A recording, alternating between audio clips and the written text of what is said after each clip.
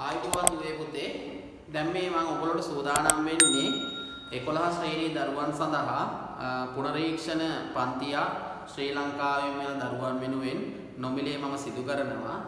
ඉතින් ඒකට සම්බන්ධ වීම සඳහා ඔබ කල යුත්තේ මුලින්ම මම දින 3කට 4කට පෙර ඔබට ලබා දෙනවා මෙන්න මේ ආකාරයේ ප්‍රශ්න පත්‍රයක්.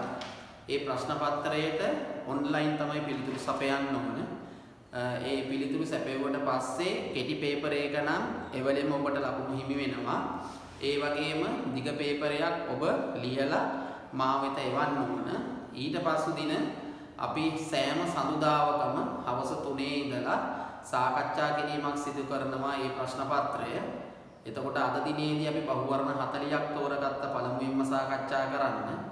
ආයි 11 ශ්‍රේණිය සඳහා අපි සාකච්ඡා කරන්නේ ද්‍රාවණ සැකසීම, ඊළඟට මූල භාගයේ, ස්කන්ධ භාගයේ වගේ ගණිතමය ගැටලු කීපයක්. ඒක අපි ඊළඟ සතියේ සඳුදා 3ට යොදාගෙන තියෙනවා. 10 ශ්‍රේණිය සෑම බදාදාවකම රාත්‍රී 7 ඉඳලා කතා කරනවා. අපි මේ බදාදා රාත්‍රී 8ට පටන් ගන්නවා. අපි රාත්‍රී 7:10 දක්වා ඒක සාකච්ඡා කිරීමක් සිදු කරනවා. එතන මේ බදාදා දින මේ ඉදිරියේදී එන 23 වන බදාදා වෙන්න ඕන. 23 වන බදාදා අපි සාකච්ඡා කිරීමක් සිදු කරනවා බහුවර්ණ 40ක්. ඊට පසු වෙන බදාදා දිනේදී අපි සාකච්ඡා කරනවා මවුල ගණන් සාධන හැටි. මවුලවල ගැටලු විසඳන්නේ කොහොමද කියන එක. ඉතින් ඔබට සෑම සතියකම සඳුදා සවස් 3ට සහ බදාදා රාත්‍රී 7ට අප හා සම්බන්ධ වීමෙන් බොහෝ කරුණු ඉගෙන ගැනීමට හැකියාවක් තියෙනවා. ඉතින් අපි දැන් සූදානම් වෙනවා පුතේ මම ලබා දුන්නු පේපරේ සාකච්ඡා කරන්න. මේ බහුවර්ණ පේපරේ මම හිතන්නේ 40න් 37 තමයි වැඩිම ලකුණ තිබුණේ.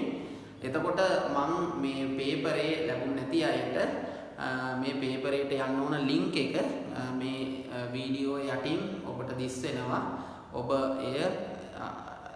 එම ලින්ක් එක හරහා නැවත ඔබට පේපරේ කරන්න පුළුවන් හැකියාව තියෙනවා. ඊට පස්සේ ඒ ලින්ක් එක යටින් තියෙන පේපරේ කරලා ඊට පස්සේ මේ වීඩියෝ නරඹන්නේ කියන එක තමයි මට කියන්න තියෙන්නේ. පේපරේ කරපු අය වීඩියෝ කෙලින්ම නරඹනවා. පේපරේ කරන්න නැත්නම් ලින්ක් එකට ගිහිල්ලා පේපරේ ඔන්ලයින් කරලා ඊට පස්සේ මේකට අහුම්කම් දීම වඩා සාර්ථක වෙනවා කියලා මම හිතනවා. හොඳයි එහෙනම් දුවේ පුතේ මම පටන් ගන්නවා පළවෙනිම ප්‍රශ්නේ. ඔබට ප්‍රශ්නේ දිස් වෙන්නේ නැති නිසා ඔබ හොඳින්ම අහගෙන ඉන්න. මම මේ කියන ප්‍රශ්නේ මොන වගේද කියන එක. තැඹූ බිත්තරයක් ආහාරයටගත් අයෙකුගේ ඒ ජීර්ණයට එය මත ක්‍රියා කරන එන්සයිම්. දැන් පුතාලා හිතන්නකො මෙහෙම තඹපු ආහාරයක් කරන බිත්තරේ. දැන් බිත්තරේ ගත්තට පස්සේ බිත්තරේ මොනවද තියෙන්නේ කියලා බලන්නකො. අපි දන්නවා බිත්තරේ බහුලම තියෙන ප්‍රෝටීන. කාබෝහයිඩ්‍රේට් ලිපිඩ යම්කිසි ප්‍රමාණයක තියෙන්න පුළුවන්. එතකොට ලිපිඩ ගැන හිතුවොත් ලිපිඩ ජීර්ණය වුණාම හැදෙන අවසන් ඵලය තමයි මේ දම්ල. එතකොට ඔබට පේනවා මේ පිළිතුරු හතරේම මේ දම්ල නැහැ. එහෙනම් ලිපිඩ ගැන මේකේ කතන්දරයක් නැහැ. ඊළඟට අපි දන්නවා කාබෝහයිඩ්‍රේට් ගැන කතා කරොත් ඇමයිලේස් ඉන්න පුළුවන්. නැත්නම් ටයලින් කියන වචනේ තියෙන්න පුළුවන්. ඊට පස්සේ ඒක ජීර්ණය වෙනවා. දැන් කට ඇතුළේදී අපි දන්නවා කාබෝහයිඩ්‍රේට් මේ ආහාර ගත්තම භාගයට කැඩෙනවා. කාබෝහයිඩ්‍රේට් මෝල්ටෝස් වෙනවා. ඒකනේ ටික වේලාවක් කරනකොට යම් දෙයක් පරිරහ දැනෙන පිටි ආහාරයක්. එතකොට මේ මෝල්ටෝස් ජීර්ණය කරන්න පුළුවන් මෝල්ටේස් වලින් ග්ලූකෝස් කරන්න. එතකොට මෝල්ටේස් හෝ ඇමයිලේස්. ඇමයිලේස් වචනේ තියෙනවා මෝල්ටේස් වචනේ නෑ. එතකොට මේ ප්‍රශ්නේදී ඔබෙන් පිළිතුරු බලාපොරොත්තු වෙන්නේ පුතේ කෙලින්ම ප්‍රෝටීන ගැන. එහෙනම් අපි බලමු ප්‍රෝටීනයන් ජීර්ණය වෙන ආකාරය. අපි දන්නවා අපේ ආහාර මාර්ගයේ ආමාශය තුල එක එන්සයිමයක් ස්‍රාව වෙනවා පෙප්සින්. ඒ පෙප්සින් ක්‍රියාත්මක වෙන්නේ පුතේ ආම්ලික මාධ්‍යයේදී. ඒ ප්‍රෝටීන පෙප්සින් සමග ක්‍රියාත්මක වෙලා භාගයට කැඩෙනවා පොලිපෙප්ටයිඩ්. පොලිපෙප්ටයිඩ්. එයා වෙන්නේ ආම්ලික මාධ්‍යයේදී. ඊට පස්සේ මෙතන ග්‍රහණියට ආම මෙතනින් පිත්තාශය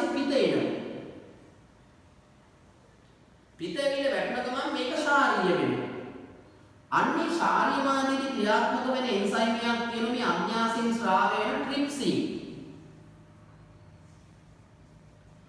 අන්නේ ට්‍රිප්සින් මගින් සිදු කරන්නේ පුතේ මෙයා පොලිපෙප්ටයිඩ් බවට කඩනවා. ට්‍රිප්සින් මගින් සිදු කරන්නේ පොලිපෙප්ටයිඩ් බවට මේක ජීර්ණය කිරීමක් තමයි. එහෙනම් ඒ මත ක්‍රියාත්මක වෙන්න පුළුවන් එක එන්සයිමයක් තමයි පෙප්සින්, අනිත් එක ට්‍රිප්සින්. ඊළඟට මේ පොලිපෙප්ටයිඩ් මේ අවස්ථා දෙකේම හැදෙන පොලිපෙප්ටයිඩ් කුඩාන්ත්‍රය තුලදී ජීර්ණය නිම වෙනවා. ඔයගොල්ලෝ දන්නවා කුඩාන්ත්‍රයේදී මේ පොලිපෙප්ටයිඩ් කැඩෙන්නේ මේකෙන් මතක තියාගන්න ලේසි පෙප්ටිඩේස් එන්සයිමය මගින් ඒක සම්පූර්ණම ජීර්ණය කරලා කුඩාම කොටස වන ඇමයිනෝ අම්ල බවට පත් වෙනවා.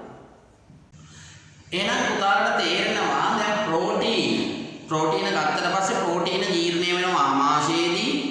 එතකොට ග්‍රහණීයේදී.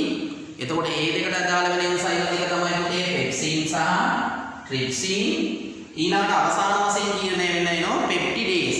ඉතින් එහෙම පිළිතුරක් අපිට දීලා තියෙනවා. පළවෙනි පිළිතුරේ මෙන්න මෙහෙමයි දීලා තියෙන්නේ ටයලින්, ඒ කියන්නේ ඇමයිඩේස්, පෙප්සින් ඇමයිඩේස්. එතකොට උත්තර 4ේදී ඒතර පෙප්සින් විතරක් දීලා බෑ. පෙප්සින් වෙනුවට ට්‍රිප්සින් උත් වෙනෝනේ තව. එතකොට වඩා හොඳ පිළිතුරක් තියෙනවා දෙවෙනි උත්තරේ පෙප්සින්. එතකොට හරි ආමාශය. ට්‍රිප්සින් කොහෙද? ග්‍රහණීය. ඒකත් හරි. පෙප්ටිඩේස් කුඩාන්ත්‍රයේ තියෙනවා. එහෙනම් වඩා නිවැරදි පිළිතුර වෙන්නේ පුතේ දෙවෙනි පිළිතුර. ඔබට ප්‍රශ්න පත්‍රයේ බැලුවට පස්සේ මේ හොඳට මේක මේ පැහැදිලි කරගන්න පුළුවන් මේ ප්‍රශ්න.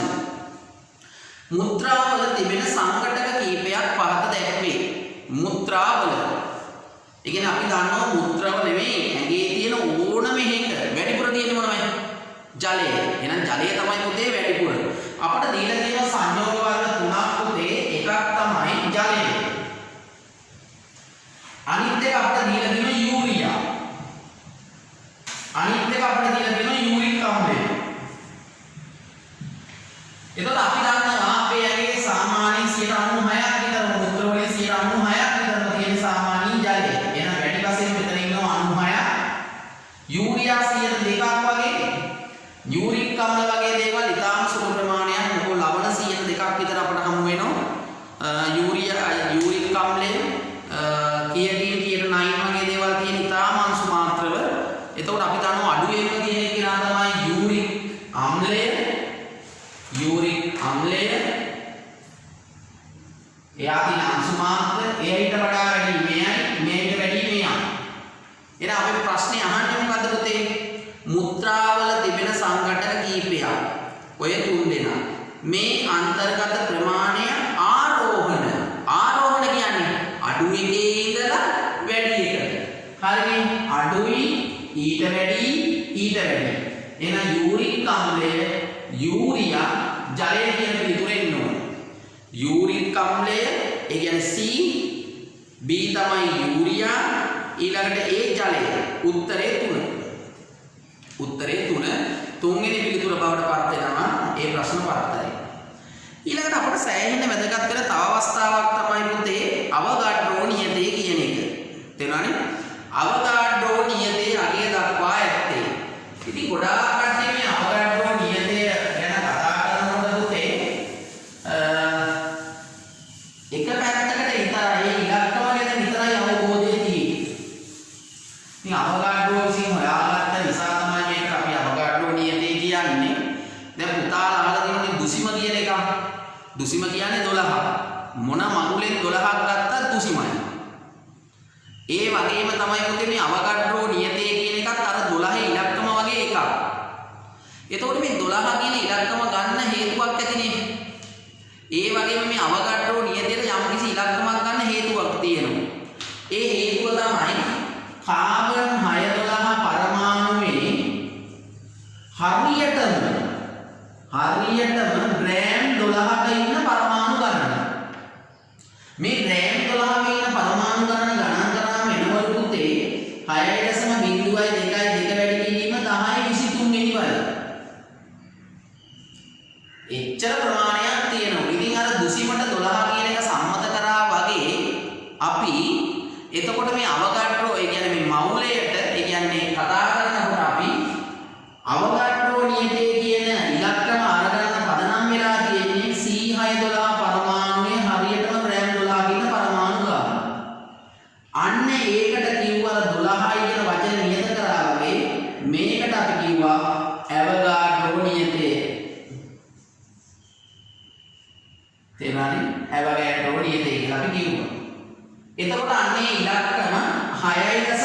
2.2 වැඩි කිරීම 10 23 වෙනි බලය. මේක සාමාන්‍යයෙන් සංකේතවත් කරන්න අපි එල් අකුරෙන් මෙයාට ඒකකයක් තියෙනවා. අන්නේ ඒකකේ තමයි මවුල යට. එතකොට වෙන පදයක් එන්නේ මවුල යට. එතකොට අපිට දීපු උත්තර හතර තමයි පුතේ එකක් දීලා තියෙනවා 6.02 වැඩි කිරීම 10 ඍණ 23 වෙනි බලය. එතකොට පරමාණු ගාන ඉලක්කමක් දැන් ඍණ වෙන්න දැන් ඉලක්කම් ඍණ වෙනම තියෙනවා. අපි කියන්නේ ආරෝපණයක් වෙන්න පුළුවන්. මෙතන පරමාණු ගානක් තියෙන්නේ. එතකොට ඍණ උත්තරේ කියන හින්දා වැරදි. දෙවෙනි උත්තරේ තියෙනවා 6.02 වැඩි කිරීම 10 23 වෙනි බලය. හරි. ඒකගෙන් දීලා තියෙනවා මවුලයට හරි. ආයි තුන්වෙනි උත්තරේට ගියාම තියෙන්නේ ඍණ. මේ ඉලක්කම ඍණ දීපු ගමන් වැරදිලා. හතරවෙනි උත්තරේ ධන තියෙනවා. මෙතන තියෙන්නේ මවුලයට නෙමෙයි. හතරවෙනි උත්තරේ තියෙන්නේ මවුල. නෑ මවුල නෙමෙයි පුතේ උත්තරේ මවුලයට. එහෙනම් උත්තරේ වෙන්නේ දෙවෙනි උත්තරේ. තේරුණානේ? ඒතර අවගඩ්ඩෝ නියතේ මතක තියාගන්න 6.02 වැඩි කිරීම අපි ඉගෙන ගන්න කන්න 6.02 3 කියන එකට ගත්තා. වැටීමක් සිදු කරලානේ 10 23 වෙනි බලයේ ප්‍රමාණය. කාබන් ග්‍රෑම් 12 කියන පරමාණු ගන්නනේ. right. නම් උත්තරේ 2. ඊළඟට අපෙන් අහනවා කැල්සියම් ෆොස්ෆේට් වල මවුල 0.2ක ස්කන්ධය වන්නේ. ඉතින් අපි දන්නවා පුතේ කැල්සියම් ෆොස්ෆේට් හැදිලා තියෙන්නේ කැල්සියම් ධන දෙක අයනයි ෆොස්ෆේට් අයනයි එකතු වෙලා. දැන් පුතා හොඳින් බලා ගන්න කැල්සියම් ධන දෙකයි ෆොස්ෆේට් කියන්නේ PO4 3-. එතකොට මේ දෙකේ සංයුක්තාරයෙන් මාරු කරලා ලියුවම මේ තුන මෙතෙන්ට එනවා ෆොස්ෆේට් වල දෙකක් කොහොම එනවා. ඔක තමයි කැල්සියම් ෆොස්ෆේට් තියෙන්නේ. ඉතින් අපි දන්නවා මේ වගේ අයනික සංයෝගයක අයනයින සංයෝගයක අපි අණුක සූත්‍රය හොයනෝනේ. එතකොට ඊට පස්සේ අපි සූත්‍ර ස්කන්ධය කියලා එකක් ඉගෙන ගත්තා. අණුභවික සූත්‍රය කියලා එකක් කතා කරානේ. අණු තියෙන සහසංයෝජනේ අයනික බන්ධනයක් තියෙන ඒවායි අපි ඒ සූත්‍රය ලියලා සූත්‍ර ස්කන්ධය තමයි සොයන්නේ. එතකොට මේ සූත්‍ර ස්කන්ධය හෙව්වම හරියටම මවුලයක ස්කන්ධය තමයි එන්නේ. එක මවුලයක ස්කන්ධය. එතකොට දැන් මවුලයක ස්කන්ධය හොයන්න මේ කට්ටියගේ ස්කන්ධය අපි එකතු කරමු. EI කියන අපි ගන්න පුතේ. කැල්සියම් වල 40යි 40 ඒව 3යි. වරහන් දාගන්න. ෆොස්ෆරස් 31යි 31 ඒව 2යි. ඔක්සිජන් වල 16යි 16 ඒවා. ඇතුළේ ඉන්නවා 4ක් 4 වරක් 2 8යි. 40 ඒවා 3ක් 120යි 31 ඒවා 2ක් 62යි 16 ඒවා 8ක්. අපිට 16 ඒවා 4 නම් උරුදුයි අර SO4 ලියනකොට නේ 16 ඒවා 2ක් 32යි. එතකොට 4ක් 64යි. තව 4ක් එකතු වුණාම 64ට 64ක් එකතු වුණාම 128යි. 128ට දෙකක් එකතු වුණාම 130යි. 130යි මෙතන 60යි. 190යි. 190යි මෙතන 20යි. 210යි. එතකොට මෙතන එකයි 310යි.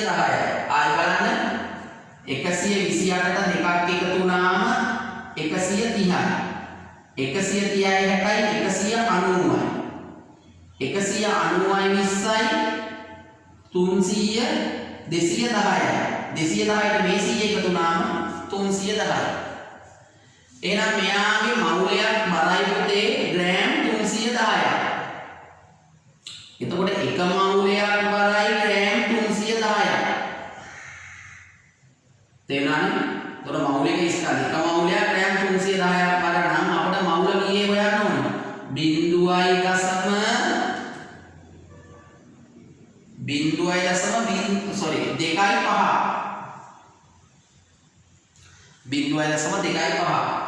එතන මම මේක මේ ටික මෙතනින් මඟනවා. right. අපිට අහලා තියෙන්නේ මොකද්ද පුතේ? එතකොට එක මවුලයක් බරයි 310ක්. එහෙනම් මවුල 0.25 කොච්චරද?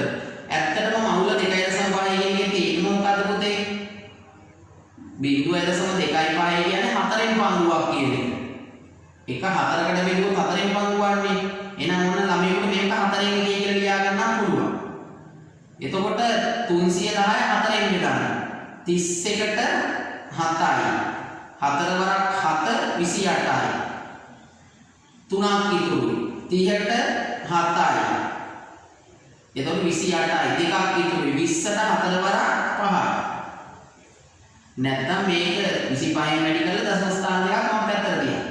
එතකොට අපට එනවා 77.5.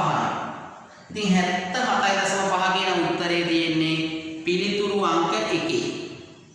මොකද අපි කරගත්තේ මෞලික ස්කන්ධය හොයාගත්තා.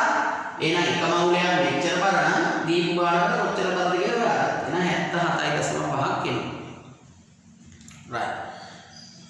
පස්වෙනි ප්‍රශ්නේ අපිට දීලා තියෙනවා ඉලෙක්ට්‍රෝන පිට කරන ධන අයනය සෑදීමට වැඩි නැඹුරුතාවක් දක්වන්නේ. ඉතින් ධන අයනයක් හදන වැඩිම නැඹුරුතාවයක් කියන එක නා තමයි දැන් උත්තරේ අපෙන් අහන්නේ. අපි දන්නවා අපිට දීලා තියෙනවා සෝඩියම් පළවෙනි උත්තරේ, පොටෑසියම් දෙවෙනි උත්තරේ, කැල්සියම් තුන්වෙනි උත්තරේ, මැග්නීසියම් හතරවෙනි උත්තරේ. ඉතින් අපි දන්නවා ප්‍රතික්‍රියාශීලී වේගය වැඩි කාරණේ පදනම් කරගෙන තමයි හදලා තියෙන්නේ මොන ශ්‍රේණියේ? සක්‍රියතා ශ්‍රේණිය. ඉතින් සක්‍රියතා ශ්‍රේණිය ඉහළින් ඉන්නේ කවුද? පොටෑසියම්. මතකේ? පොට්ටසෝමා කැලේ මැරිලා ඇල්සි 3 දෙනෙකුට කැහැලා යකඩ ටින් එක. පොට්ටසෝමා පොටෑසියම් සෝඩියම් කැලේ මැරිලා ඔන්න එක පිළිවෙල. එහෙනම් මේ හතර දෙනාගෙන් උඩ ඉන්නේ සක්‍රියතාව වැඩි එක්කිනා. පුතාට මතකද මේ වාතයේ ඉන්නකොට දාහනය වෙනවා. ජලයත් එක්ක අධික ලෙස ප්‍රතික්‍රියා කරනවා. තනු කම්ලත් එක්ක ස්ෆෝටනයක් ඇති වෙනවා. ඒක ක්‍රියාකාරීත්වය වැඩි මෙයා. එතකොට මේ සේරම ලෝහ පුතේ. මේ ඉන්න සේරම ලෝහ. එතකොට මේ ලෝහ වල සක්‍රියතාව වැඩි කියන්නේ ලෝහ කියන්නේ පොටෑසියම් ගත්තොත් මම මේ වඩා පැහැදිලි කරනවා 2 8 1. 2 8 1. සෝඩියම් ගත්තොත් 11 වෙනි කොටුවේ. පොටෑසියම් 19 වෙනි කොටුවේ 2 8 8 1. මෙයා 2 8 1. එතකොට අපි දන්නවා පුතේ එක ඉලෙක්ට්‍රෝනයක් තියෙනකොට එයා දෙන්න සෑහෙන ප්‍රබලත්වයක් දක්වනවා. දැන් මේ සෝඩියම්ට වඩා මෙයා ප්‍රබල වෙන්න හේතු වෙයි. මෙයාගේ තියෙන රවුම් ගාන වැඩි. රවුම් ගාන වැඩි වෙනකොට න්‍යෂ්ටියත් එක්ක තියෙන බැඳීම අඩුයි. අඩු වෙනකොට පහසුවෙන් ඉවත් කරන්න පුළුවන්. අන්න ඒ නිසා එනම් වඩා සක්‍රිය මූලද්‍රව්‍ය වෙන්නේ පොටෑසියම්. පොටෑසියම් වෙන පිළිතුර වෙන්නේ 2. එනම් ප්‍රශ්නාංක 5ට පිළිතුරු අංක 2. ප්‍රශ්නාංක 6ේදී අහලා තියෙනවා වායු වර්ග ටිකක් දීලා මොනවයි? කුමන වායු වර්ගයේ ගන්ධයක් නොතිබේ? අපිට දීලා තියෙනවා පළවෙනි පිළිතුර NO2, දෙවෙනි පිළිතුර දීලා තියෙනවා CH4, SO2, ක්ලෝරින්. ක්ලෝරින් කියන එක පේනවද? එතකොට කොහොමද? එතකොට පුතේ අපි දන්නවා මීතේන් කියන එක කෙනා ඔයාලා දැකලා තියෙනවා. මීතේන් කියන එක කෙනා දැකලා තියෙනවා. ඒ කියන්නේ දැනিলা තියෙනවා. අපේ ගෑස් ටැංකියේ බහුලව ඉන්නේ මීතේන්නේ. එතකොට ඒකට ආවේනික ගඳක් තියෙනවා. මලමිණි වලින් පිට වෙනවා. මලමිණිය ගඳ ඒකයි. උම්ම දෙනකොට ඇදගෙන වැටෙන්නේ මේකේ ගඳ නිසා. තේරුණානේ? SO2 ගත්තම SO2 කියන එක අපි දන්නවා සෙරප්පුවක් පුච්චන වෙලාවට අමුතු ගඳක් එනෝනේ රබර් ටයර් පුච්චනකොට ඒවා ඉන්නවා සල්ෆර් වල්කනයිස් කරන සල්ෆර් දානවා. ඒතර සල්ෆර් ඩයොක්සයිඩ් පිට වෙන ඉන්න තමයි ඒ ගඳ එන්නේ. ක්ලෝරින් පුතාලා දන්නවා ආවේනික ගඳක් තියෙනවා. ජලය පිරිසිදු කරගන්නත් අපි දානකොට ඒකට නිකන් ආවේනික ගඳක් තියෙනවා. NO2 ගත්තට පස්සේ පුතේ NO2 වලට පාටක් තියෙනවා. මුහුරු පාටයි. ඉතින් ලොකු ගන්ධයක් එකකින් අපිට බලා ගන්න බෑ. ඒකේ පාට තමයි තියෙන්නේ. එහෙනම් ගඳක් නැතුව ඒකේ පාටක් තියෙනවා අයවා කවුරුත් NO2 අපෙන් හරි ගන්ධයක් නොමැත්තේ කියලා මේ හතර දෙනාගෙන් සාපේක්ෂව අපිට ගන්න වෙන්නේ කවුද? NO2 උත්තරේ 1. ඊළඟ බලන්න ප්‍රශ්නාංක 7. අපි යනවා ප්‍රශ්නාංක 7ට. right? බලන්න ප්‍රශ්නාංක 7ට. කැල්සියම් ධන 2 අයනයේ ඉලෙක්ට්‍රෝන වින්‍යාසයට සමාන ඉලෙක්ට්‍රෝන වින්‍යාසයක් ඇත්තේ. මම ප්‍රශ්නේ ඉතාම කෙටියෙන් බෝඩ් එකේ දානවා. කැල්සියම් ධන 2 අයනයට සමාන. අපිට දීපු උත්තර වලට යනවා K ධන පළවෙනි උත්තරේ Cl ඍණ. දෙවෙනි උත්තරේ එන්නේ ධන s ඍණ 2. තුන්වෙනි උත්තරේ k ධන o ඍණ 2. හතරවෙනි උත්තරේ මැග්නීසියම් ධන 2 බෙරිලියම් ධන 2යි. right. දැන් අපි බලමු කැල්සියම්. කැල්සියම් ගැන කතා කරනකොට ආවර්තාවලුයි අවසානට ඉන්නේ. හරිම ඊතලයි, ලීලයි, බෙල්ල, බල්ල, කාල නොදකින් ඕකගේ ෆැෂන් නිසා. නංගි මගේ අල්ල සිප්ප සනසන කෙල්ල ආර්ය කොට කලිසම්. ඒ කියන්නේ 20 වෙනි තැන ඉන්නේ. එතකොට 20 වෙනි තැන එක්කෙනා ඉලෙක්ට්‍රෝන විඤ්ඤාණය ලියනකොට 20 අපි ලියන්නේ කැල්සියම් වල පළවෙනි රවුමට 2යි උපරිම පුළුවන්. ඊළඟ රවුමට 8යි 10 දෙනයි. ඊළඟ එකටත් අපි 8යි ලියන්නේ. එතකොට 18යි ඊළඟ එකට ඊළඟ රවුමට. ඔන්න ඔහම තමයි ලියන්නේ. කෙනෙකුට මේක ලියා ගන්න බැරි නම් කෙටි ක්‍රමයක් තියෙනවා. ඔබ ආවර්තාවක විභාගයේදී දැක්කොත් හරිම හීතලයි ලීලගේ බෙල්ල බල්ලෝ කාලා නොදකින් ඕකගේ ෆැෂන් නිසා නංගි මගේ අල්ල සිප සනසන කෙල්ල ආර්ය කොට කලිසම්. ඉතින් මම දන්න කෙටි ක්‍රම සහ පහසු ක්‍රම කීප හඳුන්වා දෙනවා. ඒක ඔබට වැදගත් වෙයි. ඉතින් අපි ගුරු වෘත්තියේ ඉන්නේ රටේ අනාගතයේ දරුවන්ගේ ප්‍රශ්න විසඳන්න. ඉතින් මේ වීඩියෝ එක කවදා හරි දරුවෙක් බැලුවොත් ඒ දරුවට ගන්න දෙයක් තියෙනවා. ඒ ටියුෂන් නිකන් ඒ කතන්දර මුකුත් නැහැ. මේක අපි මුලියේ ලබා දෙන දෙයක්. හෘදයාංගම අපි පාසලේ දරුවන්ට මාසුචි ජාතික පාසලේ ගුරුවරේ මගේ පාසලේ දරුවන්ට ලබා දෙන දේ ඔබටත් අපි ලබා දෙනවා. එහෙනම් හොඳින් අර විශේෂ තැන් හඳුනා ගන්න විශේෂ ගැටලු තියෙන කට්ටිය. තේරුණානේ? එතකොට පුතේ බලන්නකෝ දැන් මෙතන හීලියම් හිටියා. දැන් ලියා ගන්න බැරි දරුවෝ ඉන්න ඕනේ බුද්ධිමට්ටම් එකින් එකට වෙනස් නේ පුතේ. ඒ ලියා ගන්න බැරි දරුවන්ට බලන්නකො මොකද්ද වෙන්නේ කියන එක. ලියා ගන්න බැරි දරුවන්ට තියෙන එක තමයි මෙහෙම අල්ලගන්න. දැන් ඉන්නේ කැල්සියම් මෙතනනේ. පළවෙනි තීරුවේ දෙන්නයි. හරි. ඊළඟ තීරුවේ 8 දෙන්නයි. හරි. ඊළඟ පේළිය 8 දෙනාක් පහු කරන් තමයි එන්නේ. එයා ඉන්නේ දෙවෙනි තැන. අන්න. ඕක තමයි රටේ ඉන්න දුර්වල දරුවන්ට කියලා දෙන්න තියෙන දේ. දැක්කට පස්සේ වරකට ලකුණක් එකතු කරගන්න ක්‍රමයක් ඔය. තේරුණානේ පුතේ? right. එතකොට බලන්න දැන් මේ 2 8 8 දෙකේ කැල්සියම්. කැල්සියම් ධන වෙන්නේ අපි දන්නවා කැල්සියම් වල ඉන්න ප්‍රෝටෝන ගානයි ඉලෙක්ට්‍රෝන ගානයි උදාසීන නම් සමානයි. එහෙනම් අපි ඉලෙක්ට්‍රෝන දැන් දන්නවා 20ක් ඉන්නවා. එහෙනම් ප්‍රෝටෝන 20ක් ඉන්නවා. ඇයි එයා ධන වෙන්නේ පැටියෝ? ඒ ධන වෙන්නේ හේතුව තමයි පුතේ මේ 20 මෙතන ධන දෙක කියන්නේ ධන දෙකක් වැඩි වෙන්නේ හේතුව මෙතන ඉන්න දෙන්නේ නැති වෙනවා. අයින් වෙනවා. 20. එහෙනම් මේ දෙන්න නැති වෙනවා. අන්න දැන් එයාට ඍණ ඉන්නේ 18යි. ධන ඉන්නෝ 20. එහෙනම් ඍණවලට වඩා වැඩි ධන දෙකක්. ඒ හින්දා ධන දෙක වුණා. එහෙනම් මෙන්න කැල්සියම් ධන දෙකයි අපි ලියුවොත් පුතේ අපට එන්නේ 2 8 8. ඒ කියන්නේ 18. එහෙනම් මේ උත්තරය අපි තෝරනම 18 එක්කනේ. දැන් හොඳ පුතාලා වගේ මේ ප්‍රශ්න චුට්ටක් බලා ගන්නකො. එතකොට පොටෑසියම් කියන දන බලන්න. පළවෙනි පේළියේ 2යි 8යි 8යි 1යි. ධන වෙන්නේ එකක් පිට කරලා. එහෙනම් මෙයා ඉන්නේ 19 වෙනි කොටුවේ. මේ 20 නෙමෙයි 19. 19 ධනය කියන්නේ එකක් ගිහිල්ලා. එහෙනම් 18යි. මෙයා එක සිල්. එහෙනම් මෙයා හරි. ක්ලෝරින් ඉන්න දන බලන්න.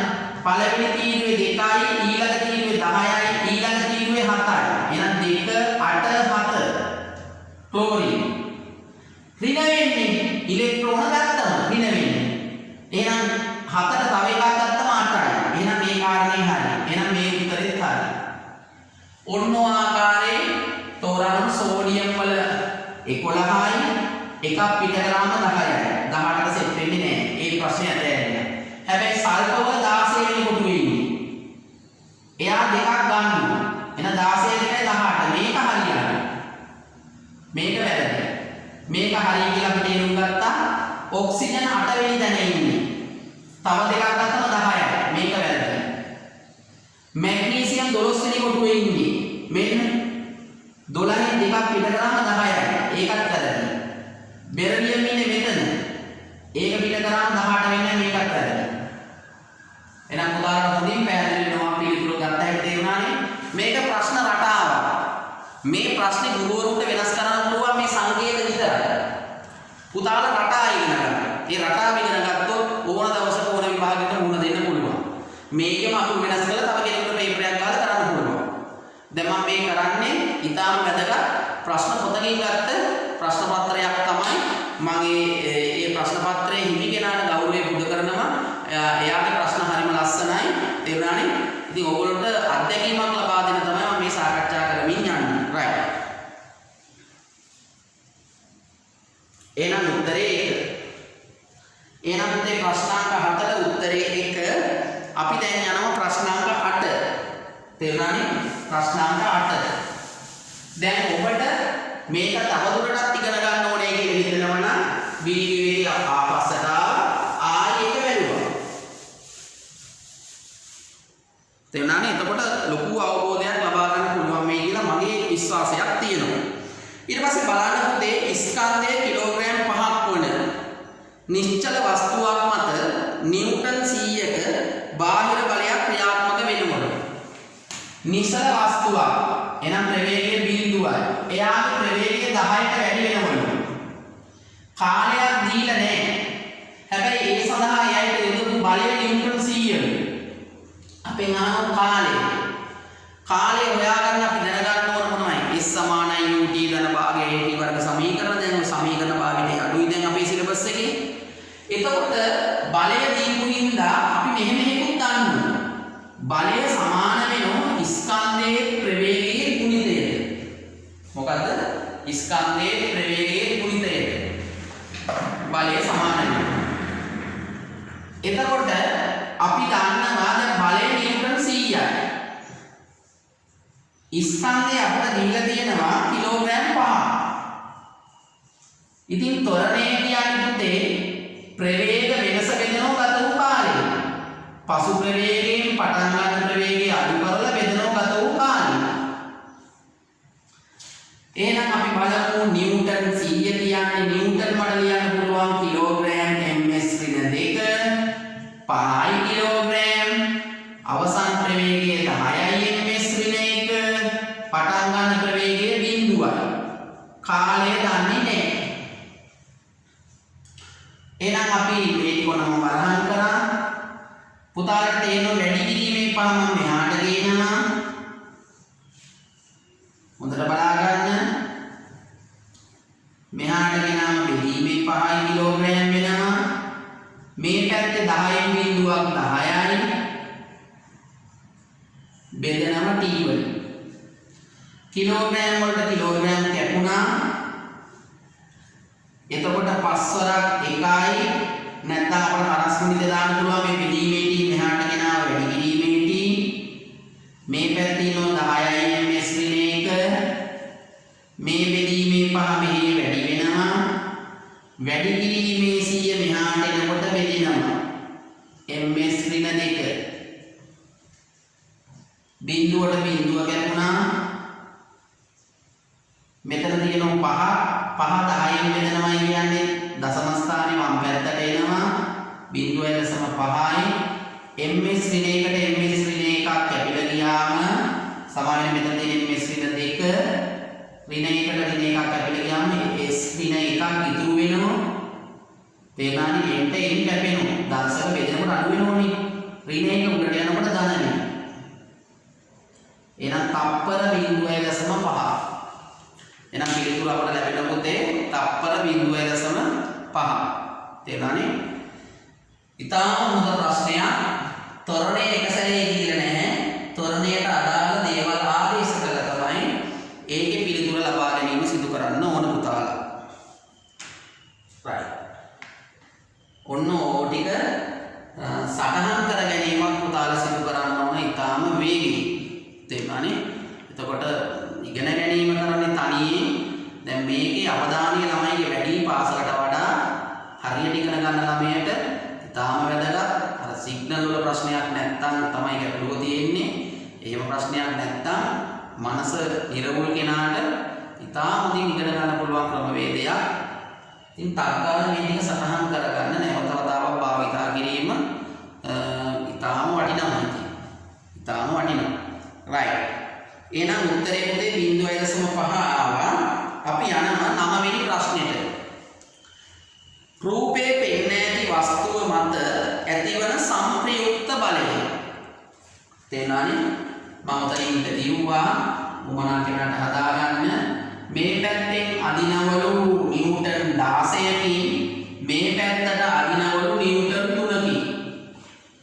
එහෙනම් ප්‍රතිවිරුද්ධ බල දෙකක් ඇත්තටම අපි ඒකරේඛීය බල ගැන තමයි කතා කරන්නේ. එකම රේඛාවක බල දෙකක් නොතිබුණාම වෙන්නේ පුතේ භ්‍රමණය වෙන්න බලන්න. පුතාලට මතකයිනේ බලයුක්මේ ටැප් එකට සමාන බල දෙකක් දැම්මම ටැප් එක කැරකුණානේ. මොකෝ ඒ දෙන්නේ එකම රේඛාවක නෑ. හැබැයි මේකදී පිළිතුරුත් එක්ක අපිට බලනකොට පුතේ පිළිතුරු හතර දීලා තියෙන්නේ පළවෙනි පිළිතුර 19යි. ඒ කියන්නේ දෙපැත්තට තියෙනකොට කවදාවත් එකතු වෙන්න බෑ. 19 වෙන්නේ එතකොට. එහෙනම් පළවෙනි පිළිතුර අපි අයින් කරා. දෙවෙනි පිළිතුර 48ක්. ඒ 48 දෙන්නේ 16 3ෙන් වැඩි කරලා. එක එක ළමයට එක එක දේවල් හිතෙනෝනේ. 16 3ෙන් වැඩි කරාම තමයි එහෙම වෙන්නේ. ඒක ගැලපෙන්නේම නැහැ. 13 කියන උත්තරයට පදනමක් තියෙනවා. ප්‍රතිවිරුද්ධ දිශාවට බල දෙකක් ක්‍රියාත්මක වෙනකොට විශාල බලයෙන් කුඩා බලය අඩු කරලා අපට ගන්න පුළුවන්. 5.3 එතකොට 16 3ෙන් බෙදුව පස්සේ තමයි මේ උත්තරේ. ඉතින් එහෙම සම්බන්ධයක් නැහැ. එහෙනම් අපට වඩා නිවැරදි පිළිතුර වෙන්නේ 3. උත්තරේ 13යි නිව්ටන්. මම ඊළඟට යනවා 10 වෙනි ප්‍රශ්නෙට. 10 වෙනි ප්‍රශ්නෙට. දහවල් කාලයේදී මදුරුවෙකු විසින් දෂ්ට කිරීම නිසා වැළඳීමට ඉඩ ඇති රෝගය. ඉතින් දවල් කාලේ අපි මදුරුව බෝ වෙනවයි කියන එක ඩෙන්ගු රෝගය ගැන ගොඩක් දැන් කතා වඩු වෙලා තියෙන මේ කොරෝනා නිසා. ඉතින් ඩෙන්ගු රෝගයේදී තියෙන භයානකත්වය තියෙන උදේ පාන්දරයි හැන්දෑ කාලේ එළිය තියෙන වෙලාවේ මේ මදුරුවගේ බලපෑම අපට තියෙනවා. ඒත් අපි වැඩට යන වෙලාව සහ වැඩ ඇරලා ගෙදර සක්‍රියව ඉන්න කාලය තුල තමයි මේ මදුරුව අපට දෂ්ට කරන්නේ. ඒක තමයි මේ රෝගයේ තියෙන එක්තරා එක පැත්තකින් තියෙන භයානකත්වය. නෙට් දාගෙන ගමන් බිමන් යන්න බෑනේ පුතේ. තේරුණානේ? නෙට් එකක් දාගෙන ගෙදර වැඩපළ කරන්න බෑනේ. ඒ වෙලාවට ඉතින් මෙහෙම ලොකු බලපෑමක් තියෙනවා. ඉතින් පිරිසිදු ජලයේ විතර දාන සතෙක් ඩෙන්ගු මදුරුව කියන්නේ. තේරුණානේ? ඉතින් බරව අපිරිසිදු ජලයේ ඉන්නේ බරව පරීක්ෂණ සඳහා කරනකොට රාත්‍රී 10න් පස්සේ තමයි සම මතු පිට ආසන්න උදිරනාල වලට පැමිණෙන්නේ හින්දා ඒක රාත්‍රී කාලේදී සිදු කරන්නේ. ඉතින් මදුරුව සාමාන්‍ය මදුරුව ඉන්නේ රැයට. සාමාන්‍ය මදුරුව ඉන්නේ හැන්දෑවට. ගොඩාක්ම රැයත් නෙමෙයි. තේරුණානේ? හැන්දෑව වෙනකොට තමයි මදුරුව ගොඩාක්ම වැඩි. ඊට පස්සේ යම් කිසි වෙලාවකට පස්සේ මදුරුව නැති වෙනවා. හැබැයි සක්‍රියව දහවල් කාලේදී ඉන්න මදුරුවෙක් තමයි. දැන් දවල්ට මදුරුව නැහැනේ. දවල්ට ඉන්නේ මැස්සෝ. ඉතින් දවල්ට අපට අවදානමක් තියෙන කෙනෙක්, ඒ කියන්නේ එළිය තියෙන වෙලාවට ගොඩක් උදේ පාන්දර සහ හැන්දෑව ඩෙන්ගු මදුරුව තමයි අපිට ගන්න වෙන උත්තරේ පළවෙනි එක බරව වැරදි, මැලේරියා වැරදි. එහෙනම් උත්තරේ 3 ඩෙන්ගු මදුරුව. ගොඩක් මේ වංශය ගැන කතා කරන තියෙන එකක් තමයි ඊළඟ ප්‍රශ්නේ අහලා තියෙන්නේ සිලෙන්ටරේටා වංශය. සිලෙන්ටරේටා. ඔය සිලෙන්ටරේටා වංශයේ තියෙන සිංහල නම තමයි මොනවද? නිගාරියා. නැත්නම් ඕකට අපි කියනවා සීලෝමාන්තික කියලා. ඉතින් සත්ත්ව ලෝකයේ අපි ගැන කතා කරනකොට තට්ටු දෙකක් තියෙන ජීවි. අගේ ප්‍රස්තර තුනක් තියෙනවා. කට්ටිය කියනවා ත්‍රිපස්තර. ප්‍රස්තර දෙකක් තට්ටු දෙකක් ස්තර දෙකක් තියෙන කට්ටියට කියනවා දීපස්තර. එතකොට දීපස්තර පළවෙනි ජීවි කාණ්ඩය සහ එකම ජීවි කාණ්ඩය අපි කතා කරන සිලෙන්ටරේටා වංශයේ කට්ටිය. එතකොට මේ කට්ටියගේ තියෙන විශේෂත්වය ගොඩක් තියෙනවා. ඉතින් සිලෙන්ටරේටා වංශය ගැන කතා කරනකොට මට නම් කියන්නේ පුතාලා මෙන්න මේ වගේ රූප දෙකක් මතක තියාගත්තා නම් ඉවරයි. මේ රූප දෙකක් මතක තියාගත්තා නම් ඉවරයි. මෙන්න මේක ආකාරයි. ඉතින් මෙයාලට හිතන ගොඩාක් දේවල් ගැන පුළුවන්. මේක ඇතුලේ තියෙන සීලෝමාන්තිකය කියලා කියන මේ කොටස ආහාර ගන්නේ කියලා දින මුඛයක් විතරයි මුදයක් නැහැ. ග්‍රාහිකාවලින් ආහාර එකතු කරගන්නේ. භූගාකාරය සහ මිදුසාකාරය කියලා ආකාර දෙකයි. සමහර රෝග පරම්පරා ප්‍රත්‍යාවර්තනයක් වෙන්න පුළුවන්. මේ කට්ටිය නැගේ තට්ටු දෙකයි. තව විශේෂම ලක්ෂණයක් මොන පැත්තකින් කැපුවත් සමාන කැලේ වලට කැඩෙන්නේ නැහැ. හරිය සමමිතියක්. වතුරේ විතරයි ඉන්නේ. තවත් විශේෂ ලක්ෂණයක් ජලයේ විතරයි ඉන්නේ. ඊට පස්සේ මේ කට්ටියගේ තියෙනවා මේ අනික් කට්ටියකින් ආරක්ෂා වෙන දංශ කොෂ්ඨක සෛල මිත්‍තිය. ඉතින් මේ වගේ මහා කාරණා ගොඩක් තියෙන හරි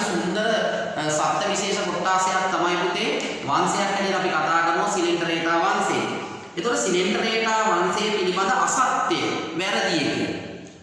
මෙම වංශයේ සතුන් සියල්ලම පූර්ණ ජලජ වාසීන්. ඔව්. ඔක්කොම වතුරේ තමයි ඉන්නේ.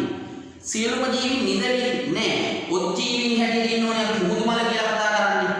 එතකොට ඔජ්ජීවීන් හැටියට හයිඩ්‍රා මේ බුහුබාකාර වන හයිඩ්‍රා මුහුදු වෙනිමනි ඒ වගේ කට්ටිය තව කුෂ්ඨයකට ඇලිලා ඉන්නේ. ඉතින් ඒ කතාව ගැලපෙන වඩුයි වගේ.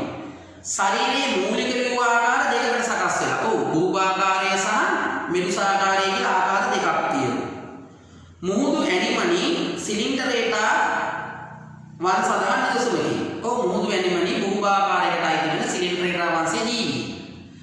එහෙනම් අර හැමෝම නිදනිවාසී කියන කතාව වැරදි. ඔජ්ජීවීන් හැටියට ඉන්නෝ අපි සතෙක් කියන ඇවිදින්න පුළුවන් එක්කෙනෙක්.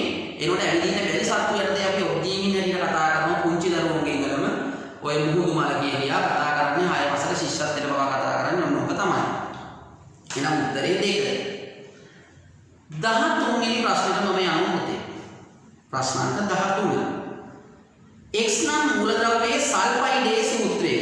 x කියන මූලද්‍රව්‍යයේ සල්ෆයිඩේ සූත්‍රය. සල්ෆයිඩ් ඔන්න මේ බරේ ගොඩාක් වැදගත් දේවල් කියවෙනවා. ඒ හින්දා පුතේ මම හරි කැමති මේ මාත් එක්ක මේක එකතු වෙන්න. ඊටාම සංවර වැදගත් ශ්‍රී ලාංකීය ශිෂ්‍ය කණ්ඩායමකට. එතකොට මට ආස හිතෙනවා ගොඩක් දේවල් අලුතෙන් ඕගොල්ලන්ට ඉදිරිපත් කරන්න. තේරුණානේ? ඒ හින්දා ඊටාම උනන්දුවෙන් ඊට පස්සේ මගේ මේ පාඩම බලලා අලුතෙන් කට්ටිය ඉන්නවනම් මට අදහස් යොමු කරන්න. සර් වේගය වැඩිද අඩුද පැහැදිලිුනේ නැද්ද? ඉතින් ඒවා මගේ ගුරු වෘත්තියේ දැන් මම අවුරුදු 15ක් 16ක් විතර යන ගුරු වෘත්තියේ මගේ වෘත්තීය දේවල් හදාගන්න මොකෝ මම වෘත්තිය පටන් ගන්න කාලේ උගන්වපු දරුවෝගේ මානසික මට්ටම නෙවෙයි පුතාලට තියෙන්නේ. මේ ජනවාරි මාසයේ ඉඳන් දරුවෝ නෙවෙයි දැන් ඉන්නේ. ඒ කියන්නේ මේ තත්ත්වෙත් එක්ක වෙනස්කම් වලට බඳුන් වෙලා. ඉතින් ඔබට ගැළපෙන දෙයක් දෙන්න තමයි මම බලාපොරොත්තු වෙන්නේ. ඒ හින්දා ලොකු අවධානයකින් බලාගෙන ඉඳලා අඩුපාඩුවක් තියෙනවා නම් මට කමෙන්ට් එකක් දාන්න. එතකොට මම කිව්වේ එතකොට මේ ඔයගොල්ලන්ට පුළුවන් මේ වීඩියෝ එක නරඹලා ඒ වීඩියෝ එක යටින් කමෙන්ට් වලට මොනවද වෙන්න ඕන කියන එක දාන්න. ඒකේ ගැටලුවක් නැහැ. හොඳ නරක දෙකම අපිට දාන්න පුළුවන්. තව මොනවා හරි දෙයක් ඔයගොල්ලන්ට අලුතෙන් එකතු වෙන්න ඕන නම් ඔයගොල්ලයි අදහස දාන්න. ඒ අනුව මට පුළුවන් විදියට වෙනස්කම් සිදු කරමින් ඔබට ඊළඟ කොටස් අපි අධ්‍යයනයේ සඳහා ලබා දෙන්න. ඊළඟට තමයි මගේ Facebook එකේ තියෙනවා Facebook page එක WSC ජයලත් සයන්ස් කියලා එක ඇත්තේ. ඒ page එකට හරි ඔයගොල්ලන්ට like comment වගේ දේවල් දාන්න පුළුවන්. ඒකත් ඉන්නවනම් follow කරගෙන යන්න පුළුවන් ඔයගොල්ලන්ට. right. ඊළඟට අපි යනවා ප්‍රශ්නාංක අපි කතා කරේ 11 වෙනි එක. අපි යනවා ප්‍රශ්නාංක 12ට. හොඳට බලාගෙන ප්‍රශ්නාංක 12 මම කටින් කියවනවා විතරයි ප්‍රශ්නාංක 12. වෛරසයේ අනිකුත් ජීවීන්ගේ වෙනස් වීමට හේතුව. දැන් වෛරස් සෑහෙන කතා කරන මේ දවස්වල කොරෝනා ඒද මේ සැරේ ඉලක්ක වෙන්න පුළුවන් ප්‍රශ්නයක් එන්න පුළුවන්. වෛරස් සම්බන්ධයෙන් හොඳ අධ්‍යයනයක් තියෙන්න ඕන. වෛරස් කියන්නේ ප්‍රෝටීන කොටුවක් හා න්‍යෂ්ටික අම්ල අණුවක් පදනම් කරගත්ත හැදිච්ච අංශු විශේෂයක්. ජීවීන්ද කියන්න බැහැ. එයා පෙන්නන එකම ජීවී ලක්ෂණය වෙනත් සෛලයක් ඇතුළට ගිහිල්ලා ගුණණය වීම. වෙනත් සෛලයක් ඇතුළේ ගුණණය වීම. ඒක තමයි දැන් අපිට තෝරගෙන තියෙන්නේ. කොරෝනා කියන වෛරසය අපේ ශ්වසන පද්ධතිය ආශ්‍රිත තියෙන සෛල ඇතුළට ගිහිල්ලා තමයි යාගේ ගුණණය සිදු වෙන්නේ. ඉතින් ඒකේ බලපෑම තමයි සිදු වෙන්නේ. ඒක ඇතුළට ගියාට පස්සේ ඊට පස්සේ යා ඒ සෛල විනාශ කරලා ඒ පිට වෙන තරලයන් මේව ගර්තවල එකතු වෙලා නියුමෝනියා තත්ත්වයටපත් වෙලා අපේ මාරාන්තික තත්ත්වයට ගෙන දෙන්න හේතුව එයා.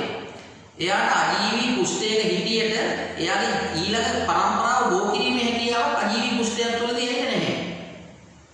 එතන DNA RNA කියන කොටස් දෙකෙන් එකයි සාමාන්‍ය වෛරසයක් තුළ තියෙන්නේ. එක්ක DNA එක්ක RNA. ඉතින් මෙයා ජීවීට වඩා අජීවී පැත්තට තමයි බර වැටෙන්නේ. ශ්වසනයක් නැහැ, බහිස්ත්‍රාවයක් නැහැ, මේ චලනයක් නැහැ. එතකොට මෙයා සිදු කරන එකම දේ තමයි අපි සාකච්ඡා කරන්නේ මොනවද? ගුණණය විතරයි. ඉතින් අපෙන් අහනවා දේහෙන් න්‍යෂ්ටික අම්ල නොමැති වීම. න්‍යෂ්ටික අම්ල නැත්තේ නෑ. න්‍යෂ්ටික අම්ල අනිවාර්යයෙන්ම තියෙනවා. අනිත් ජීවීන්ගේ වෙනස් වෙන හේතු අනිත් කටියක් තියෙනවනේ. ඒතර වෙනස් වෙන හේතුවක් නෙමෙයි.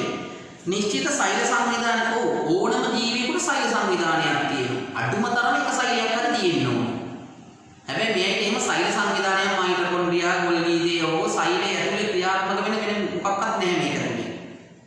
එතකොට ඒකෙන් අපි වෙනස් වෛරස්. කිසි විටකක් ප්‍රජනනය සිදු නොකිරීම නෙමෙයි.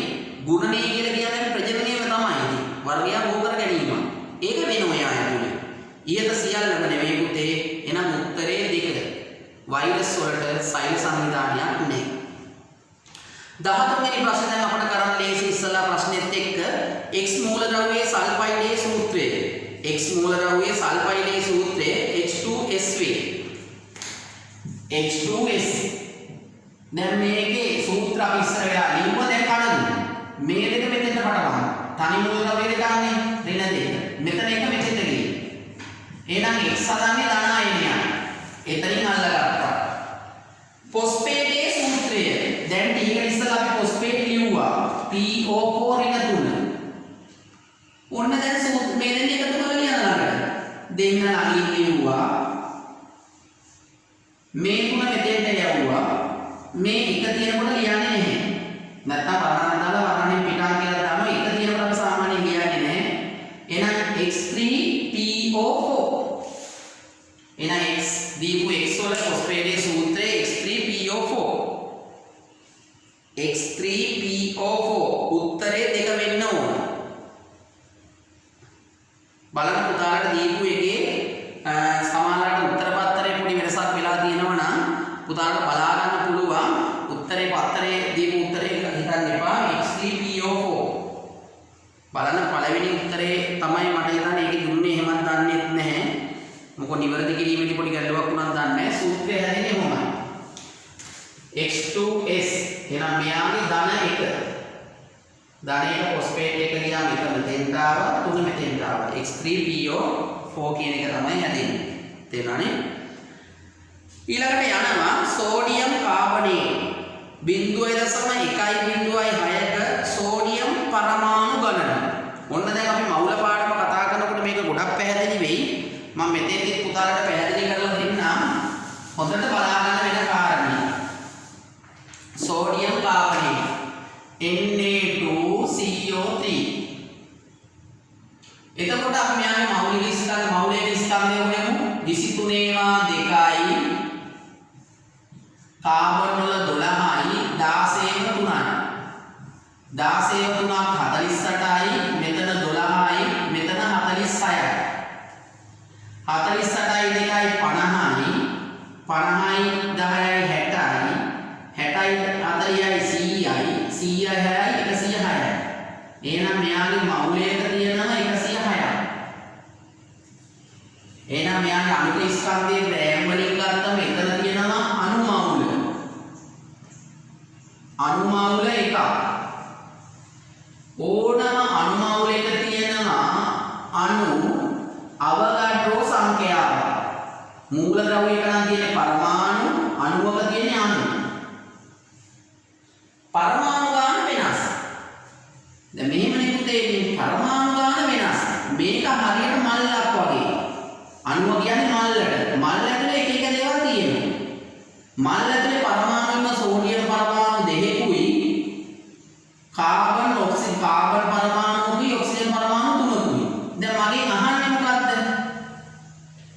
මේවයින් ගන්නලු 0.1යි 0.6යි ග්‍රෑම්. එච්චර ප්‍රමාණයක ඉන්න සෝඩියම් පරමාණු ගාන අහන්නේ. අපි දන්න දේ කියමු. අපි දන්නේ නැහැ ග්‍රෑම් 106ක් නම් ගත්තොත් අණු මෞලයක් නේ කියන්නේ අණු මෙච්චර ඉන්නවා. අණු ඉන්නවා අවගාඩ්‍රෝ සංඛ්‍යාව. දැන් පුතාලා මෙතන තියෙනනේ 106ක් ගත්තොත් අණු ඉන්නවා මෙච්චර. එච්චර. දැන් පරමාණු වෙනම යන්නේ.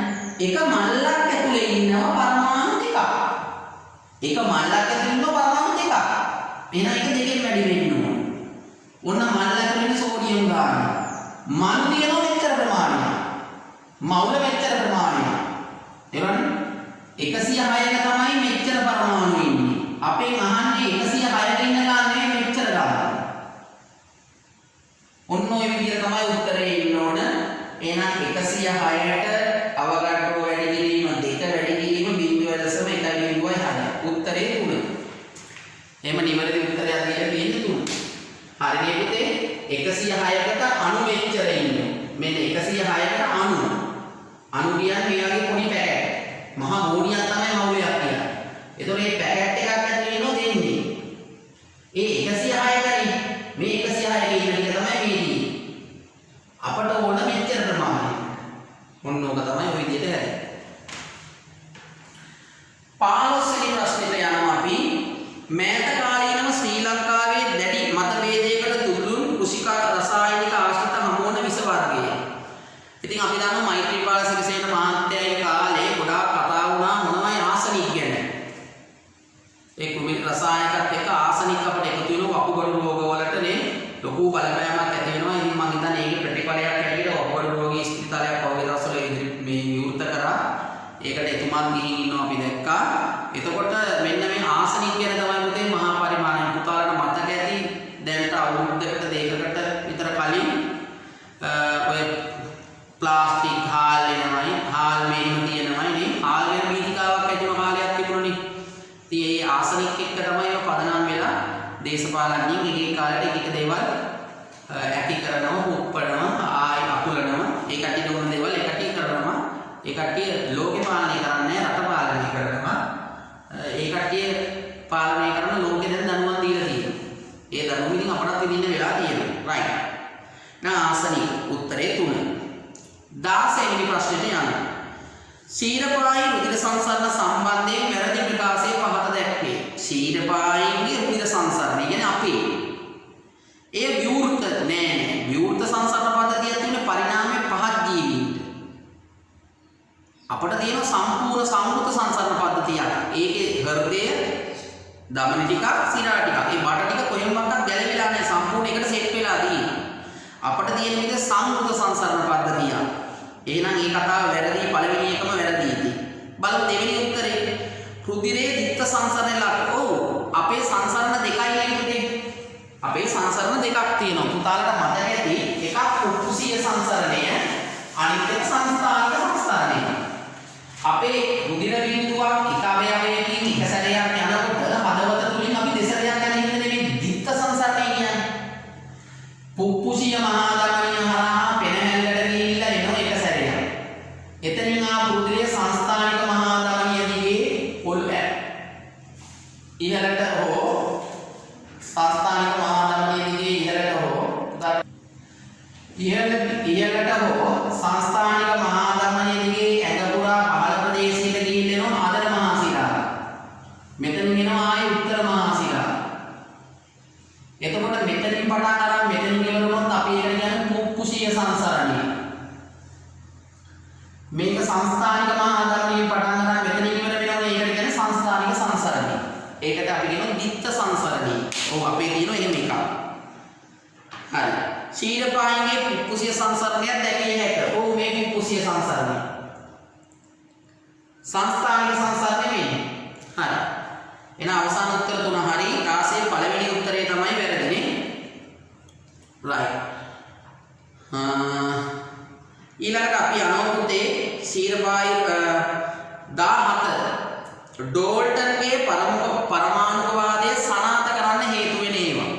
ඩෝල්ටන්ගේ පරමාණුවාදය සනාථ කරන්න හේතු වෙන ඒවා. මොකක්ද අහන්නේ? ද්‍රව්‍යයක ජලයේ ද්‍රාවිතාව උෂ්ණත්වය අනුව වෙනස් වේ. ජල ද්‍රාවිතාව උෂ්ණත්වය වෙනස් වීම ඩෝල්ටන් කියපු කතාවක් නෙමෙයි. අපි ඒක මිශ්‍රණ පාඩම යනදී කතා කරන එක. C7 1735 ලෙස සමස්ථානික දෙකක් ඇත. අන්න එතන මුද්‍රණ දෝෂයක් තියෙනවා. එතන එන්න ඕන 1735 1737. එයා කිව්වේ පුතේ එකම જાතියේ පරමාණු සෑම වෙලාවකම සමානයි. වෙනස් කට්ටිය වෙනස් වෙනමයි කියලා. එතකොට මෙතන සමස්ථානික ගැන අවබෝධයක් එයාට තිබුණේ නෑ. ඒක තමයි එතන වැරද්දක්. එතකොට ඒක කියුනේ නැහැ. ඔතන උත්තර පත්‍රයේ 35 කියලා ගන්න වැදලා තියෙන එකක් 37 වෙන්න ඕන. තේරෙනවනේ ප්‍රශ්න පත්‍රයේ එකක් 17 35 අනිත් එක ක්ලෝරින් වල 17 37. එම සමස්ථානික පිළිබඳ ගැන අවබෝධයක් නොතිබුණු නිසා තමයි ඩෝල්ටන් කිව්වේ එකම කට්ටිය එක හා සමාන කියලා. අපි දැන් තමයි හොයන් තියෙන්නේ එකම කට්ටිය කියුණා සමාන නැහැ කියන එක. මේ ඩෝල්ටන්ට වැරදිච්ච තැන පරමාණු මගින් උපපරමාණු කංශ නිදහස් කළ හැකියි. පරමාණු මගින් උපපරමාණු කංශ නිදහස් කළ හැකියි. ඉලෙක්ට්‍රෝන පිටවීම එයා ඉතින් ඩෝල්ටන් කිව්වේ ලෝකයේ තියෙන චූටි මාසුව පරමාණුව කියලානේ. ඉලෙක්ට්‍රෝන ප්‍රෝටෝන නියුට්‍රෝන හොයාගන්නේ ඒ කියපු කතාවට විරුද්ධවනේ පුතේ නේ. ජලය ලබා ගැනීමට H2 සහ O2 සෑම විටම නියත අනුපාතයකින් සංයෝජනය වේ. ඔව් එයා කිව්ව මූලද්‍රව්‍ය එකතු වෙලා සංයෝග හදනකොට එකතු වෙන්නේ ස්ථිර අනුපාතයකින් සරල අනුපාතයක්. ඒ අනුපාත කතාවක් එයාගෙන් කියවුණා. එතකොට එයාගෙන් කියවෙච්ච කතාවක් හැටියට අපට ගන්න වෙන්නේ හතරවෙනි උත්තරේ. කුඩා මාංශව පරමාණුව කිව්වා. ඒක වැරදුනා. ඊට පස්සේ පරමාණු මවන්න හෝ විනාශ කරන්න බෑ කිව්වා. සංයෝග හදනකොට එක එක දේවල් අතරින් නිර්මාණය වෙනවා. කාබනුයි ඔක්සිජන් එකතු වෙන කාබන් ඩයොක්සයිඩ් කවදාවත් කාබන් වෙන්නේ නැහැ ඔක්සිජන් වෙන්නේ නැහැ. ඒ දෙකේ භාගිත් ඇත්තේ නැහැ. ඒතකොට එහෙම වෙනස්කම් තියෙනවා පුතේ. එකම જાතිය පරමාණු සමානයි කියන සමස්ථානික හොයාගත්ත මේකත් බොරු වුණා. සරල අනුපාත ඇතිව ක්‍රියාත්මක වෙනවා. ඒ වුණාට සංකීර්ණ අනුපාත තියෙන මූලද්‍රව්‍යත් අපට හමු වෙලා තියෙනවා. ඩෝල්ටන් කිව්වේම පසුකාලීනව වැරදි කියලා ඔප්පු කරා. හැබැයි එයාගේ කාලයත් එක්ක එයා ප්‍රකාශ කරපු දේවල් ඊටාම බරපතල ගණේ තර්කය. ඒ තර්ක හරහා ගිහින් තමයි නම දේවල් සොයා ගැනීම සිදු කරලා තියෙන්නේ. එහෙනම් ඩෝල්ටන්ගේ කටින් කියවුණු එකක් හැටියට ගන්න වෙන්නේ අපට හතරවෙනි එක තමයි. 17ට 4. 18 වෙනි ප්‍රශ්නේ අපිට මෙන්න මේක දීලා තියෙන උදේ ප්‍රස්තාරය විස්ථාපන කාල ප්‍රස්තාර. අපි තව සති දෙකකින් විස්ථාපන කාල ප්‍රස්තාර පිළිබඳ සම්පූර්ණ සාකච්ඡාවක් කරනවා. තේරුණානේ? එතකොට විස්ථාපන කාල ප්‍රස්තාරයේ මෙතන විස්ථාපනය දීලා මෙතන කාලය දීලා මෙන්න ගිහින්. අපේ මන ප්‍රස්තාරයම ප්‍රවේගය. අපි විස්ථාපන කාල ප්‍රස්තාරයක අනුක්‍රමණයෙන් තමයි ප්‍රවේගය හොයන්නේ. අනුක්‍රමණය y අක්ෂය බෙදන්න ඕනේ x අක්ෂය. අනුක්‍රමණය වන්නේ එහෙම. නැත්නම් tan θ. tan කෝණයෙන් මම මෙතන කෝණය දන්නවා නම් මේ tan වලින් යන්න පුළුවන්. ඉතින් අපි සාමාන්‍ය ප්‍රවේගය ඉගෙන ගන්න කතන්දරේ තමයි මොකද්ද? අනුක්‍රමණය.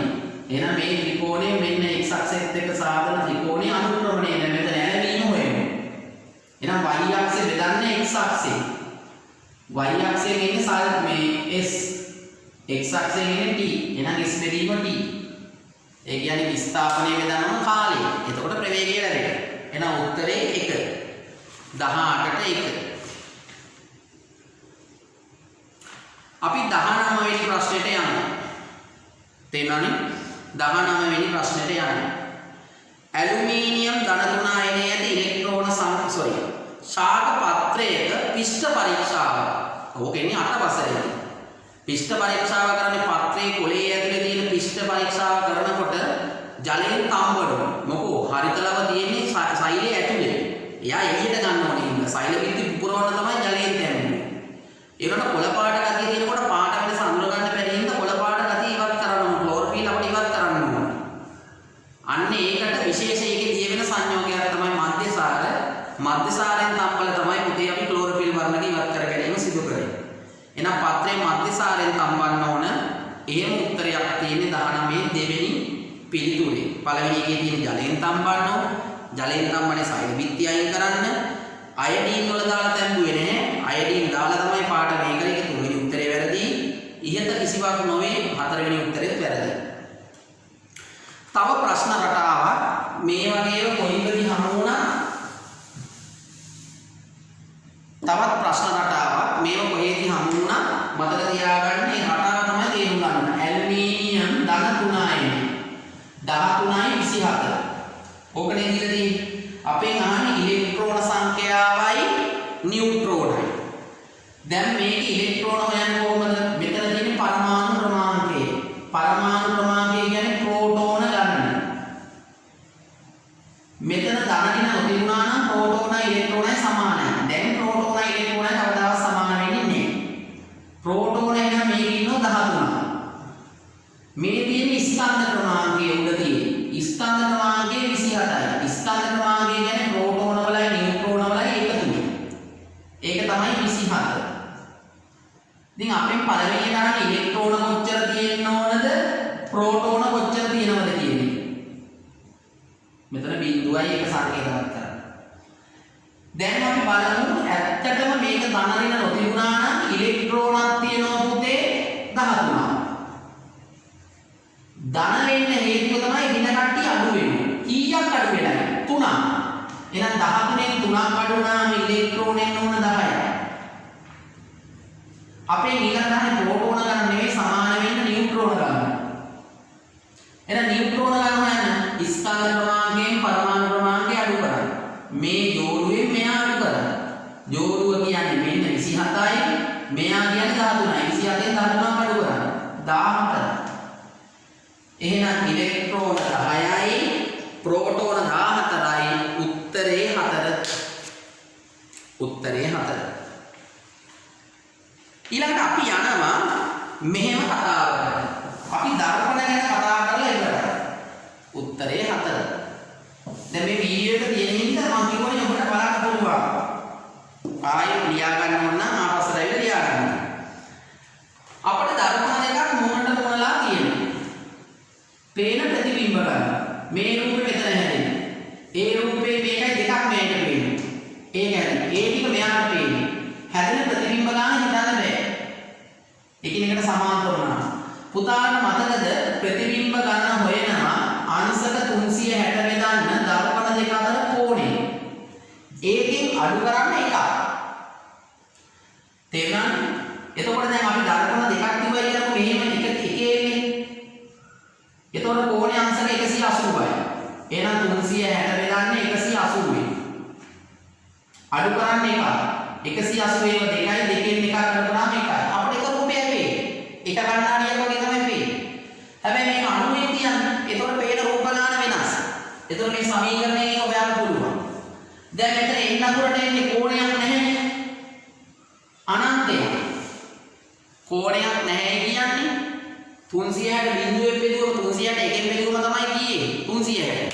බිඳුවෙන් බෙදුවම උත්තරේ අනන්තයි කියලා අපි කියන්නේ නේ. ඒතකොට හැදෙන රූප ගාන අනන්තයි. හැදෙන රූප සංඛ්‍යාව අනන්තයි. මේක මෙතන 10ක් හදුනොත් ඒ 10 මෙයට පේනවා. 10 20 වෙලා මෙයට පේනවා. ඒ 20 මෙහෙ පේනවා. ඔහොම වැඩි වෙයි හැදෙන රූප ගාන කියන්න බෑ. එතකොට අපි අනන්තය කියලා තමයි ඒකට භාවිතා කරන්නේ. එහෙනම් පුතේ 21ට 4. 22 වෙනි ප්‍රශ්නේ ලේසි ප්‍රශ්නයක්. ආත්‍රපෝඩාව විතරක් ඉන්න කට්ටිය. ආත්‍රපෝඩාව කියන්නේ සංදිපාදය. ගොළු බෙල්ල කියන මුත්වංශී මුදු දෙයක් තියෙන කටුවක් තියෙනකොට පටලවා ගන්න එපා. ඒ කටුවේ ඇතුලේ තියෙන කැල්සියම් කාබනේට් වල. නේ? අන්තරාංග ගොනු පේශිමේ පාදේ තියෙන මොලුස්කා වංශය. ඉස්සක සංසයිත පාද තියෙනවා. කකුල හරි. පළවෙනි උත්තරේ වරදින ගොළු බෙල්ල නිසා. දෙවෙනි එකේ තියෙන තුන ඉස්ස. ඔව් ඉස්ස ආත්‍රපෝඩාවේ. දැල්ල මොලුස්කාවේ. මුත්වංශී ඇතැරිය උත්තරේ. මකුණා මීමැස්සා ගෝනුසාර මකුණා උකුණා පත්තෑය ඊළඟ ගෝනුස්සා හැකරැල්ල බඹර දෙබර නේ සත්ව විශේෂ ගොඩාක් අයිති වෙන වංශයන් ආත්‍රපෝඩා. එහෙනම් උත්තරේ 3.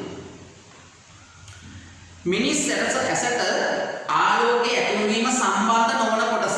මිනිස් ඇසේ ඉස්සර වෙලාම පුතාලා ගන්නවා මෙන්න මෙතන තියෙන ස්වච්ඡයේ කොටසේ තමයි ඇතුළු වෙන්නේ.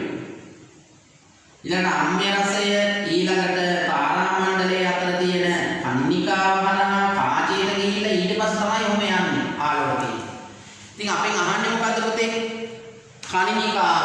ඔව් මේ සිදුරෙන් ආලෝකය යනවා. සත්‍යය හරහා එනවා. තුන්වෙනි විදිහට අම්ම්‍ය රසය හරහා එනවා. දෘෂ්ටි විතාරයේ තියෙන මේ ඇසේ ඇතුළු කොටසේ ඔය දන්නවා. එතකොට ඇහැට ආලෝකය ඇතුළු වෙලා ඉවරයි. ආලෝකය ඇතුළු වෙලා ඉවරයි. ඇතුළු වුණාට පස්සේ ඊළඟට එතන තමයි දෘෂ්ටි විතාරය. එහෙනම් අපිට මේ උත්තරේ තමයි ගන්න වෙන්නේ. ඇතුළු වෙන කොටසට ඉස්සරහට ගිහම ගන්න. ඊළඟට x නම් මූලද්‍රව්‍යයේ පරමාණු ක්‍රමාංකය 3ක්ලු. x කියන මූලද්‍රව්‍යයේ පරමාණු ක්‍රමාංකය 3යි පුතේ. right? x කියන මූලද්‍රව්‍යයේ පරමාණු ක්‍රමාංකය 3යි. 3 නම් 2 ඊට. එහෙනම් ඒ එකක් පිට කරලා x දාන හදන්න. y නම් මූලද්‍රව්‍යයේ පරමාණු ක්‍රමාංකය 9යි. y වල 9 වෙන්නේ 2 7. නම් 7ක් දෙනවට වඩා ලේසි එකක් ගන්න එක. 10 එහෙනම් y ඍණ. එහෙනම් මේ දෙක එකතු වුණාම xy. දැන් ඒක දිනකොට ලියන්නේ නැහැ උත්තරේ 1. යකඩ නිස්සාරණයට ගනු ලබන යපස්වල තිබෙන සංයෝගයක්. යකඩ නිස්සාරණයේදී පුතාලට මතක ඇති 10 වසරේ ධාරා උෂ්ණකය කියන එකක් අපි ගත්තා. අමුද්‍රව්‍ය ලෙස මේකට දාන කාබන් තමයි මොනොක්සයිඩ් එක හදාගෙන හීමටයි එක්ක තියෙන එක්කෙනා ගලවන්නේ.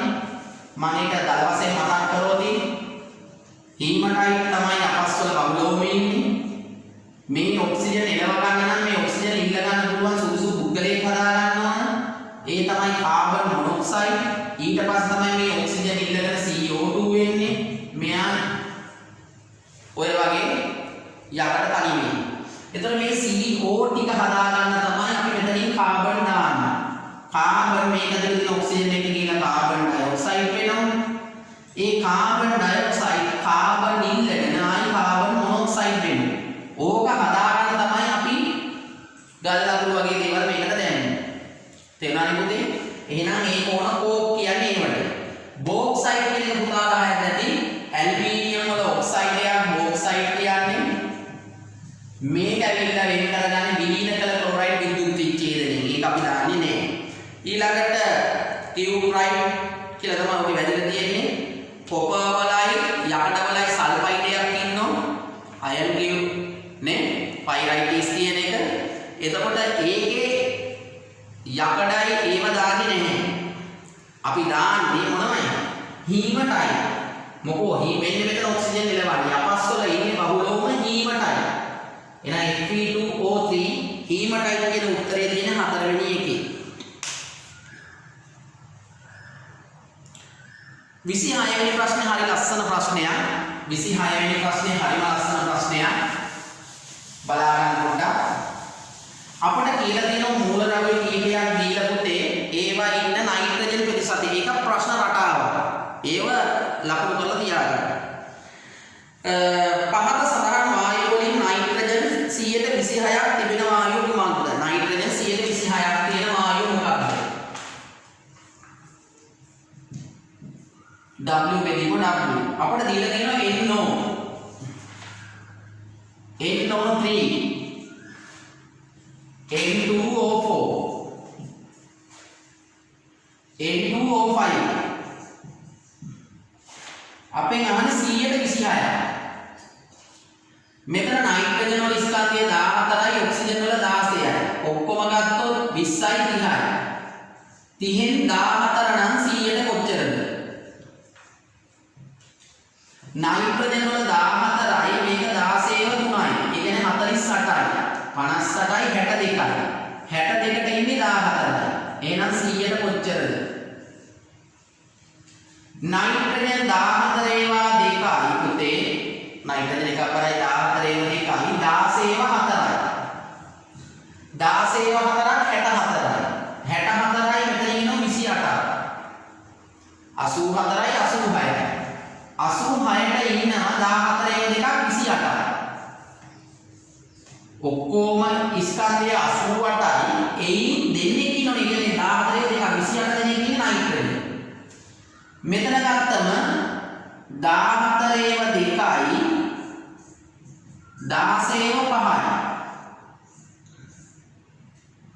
14 ඒවා 2ක් 28යි 16 ඒවා 5ක් 10 ඒවා 5ක් 50යි 6 වරක් 80යි 108යි. මම මෙහෙන් ගන්නම් 108යි 108කට ඉන්නවා 28යි. එහෙනම් 100ට කොච්චරද? මට හිතෙන හැටියට දල වශයෙන් මම ගන්නවා 100ට 30ව 3ක් කියනවා කියනකොට. එතකොට 14 3ෙන් වැඩි කරාම 26ට වැඩි. එතකොට 62 ඒවා සාමාන්‍යයෙන් භාගයකටත් වඩා අඩුයිනේ. 0.5ට වඩා අඩුයි. 1.5ට වඩා අඩුයිනේ. එකමාරක් ගත්තොත් 20 ගානක් වගේ එනවා මෙතන. මෙතන නම් 80 ගණන් කියන්නේ එකට වඩා අඩු දශම ගානක් වගේ 28යි ගානක්. ඒතකොට ආසන්න වශයෙන්ම බලන්න ඕන 26යි. 26ක් වගේ සෙට් වෙන්නේ. දැන් මෙතන නම් අපිට තේරෙනවා පුතේ මෙතන 100 වුණා නම් 100ට 100 කැපුණොත් 28යි. 108න් බෙදන්න. 108න් බෙදුවම 0.9 ගානක් වගේ ඉන්නේ. පොඩි ප්‍රමාණයක් අඩු වෙන්නේ. එතකොට ඒ ගාන වැඩි වෙනකොට 28න් චුට්ටක් අඩු වෙන්න ඕනේ. එතකොට 26ට වගේ සෙට් වෙනවා. එතකොට පුතාලට වෙනවා මෙන්න මේව වැඩි කර තේරුණානේ බෙදලා බලන්න. එතකොට 100 වැඩි කරන්න 14. 1400 බෙදන්න 62.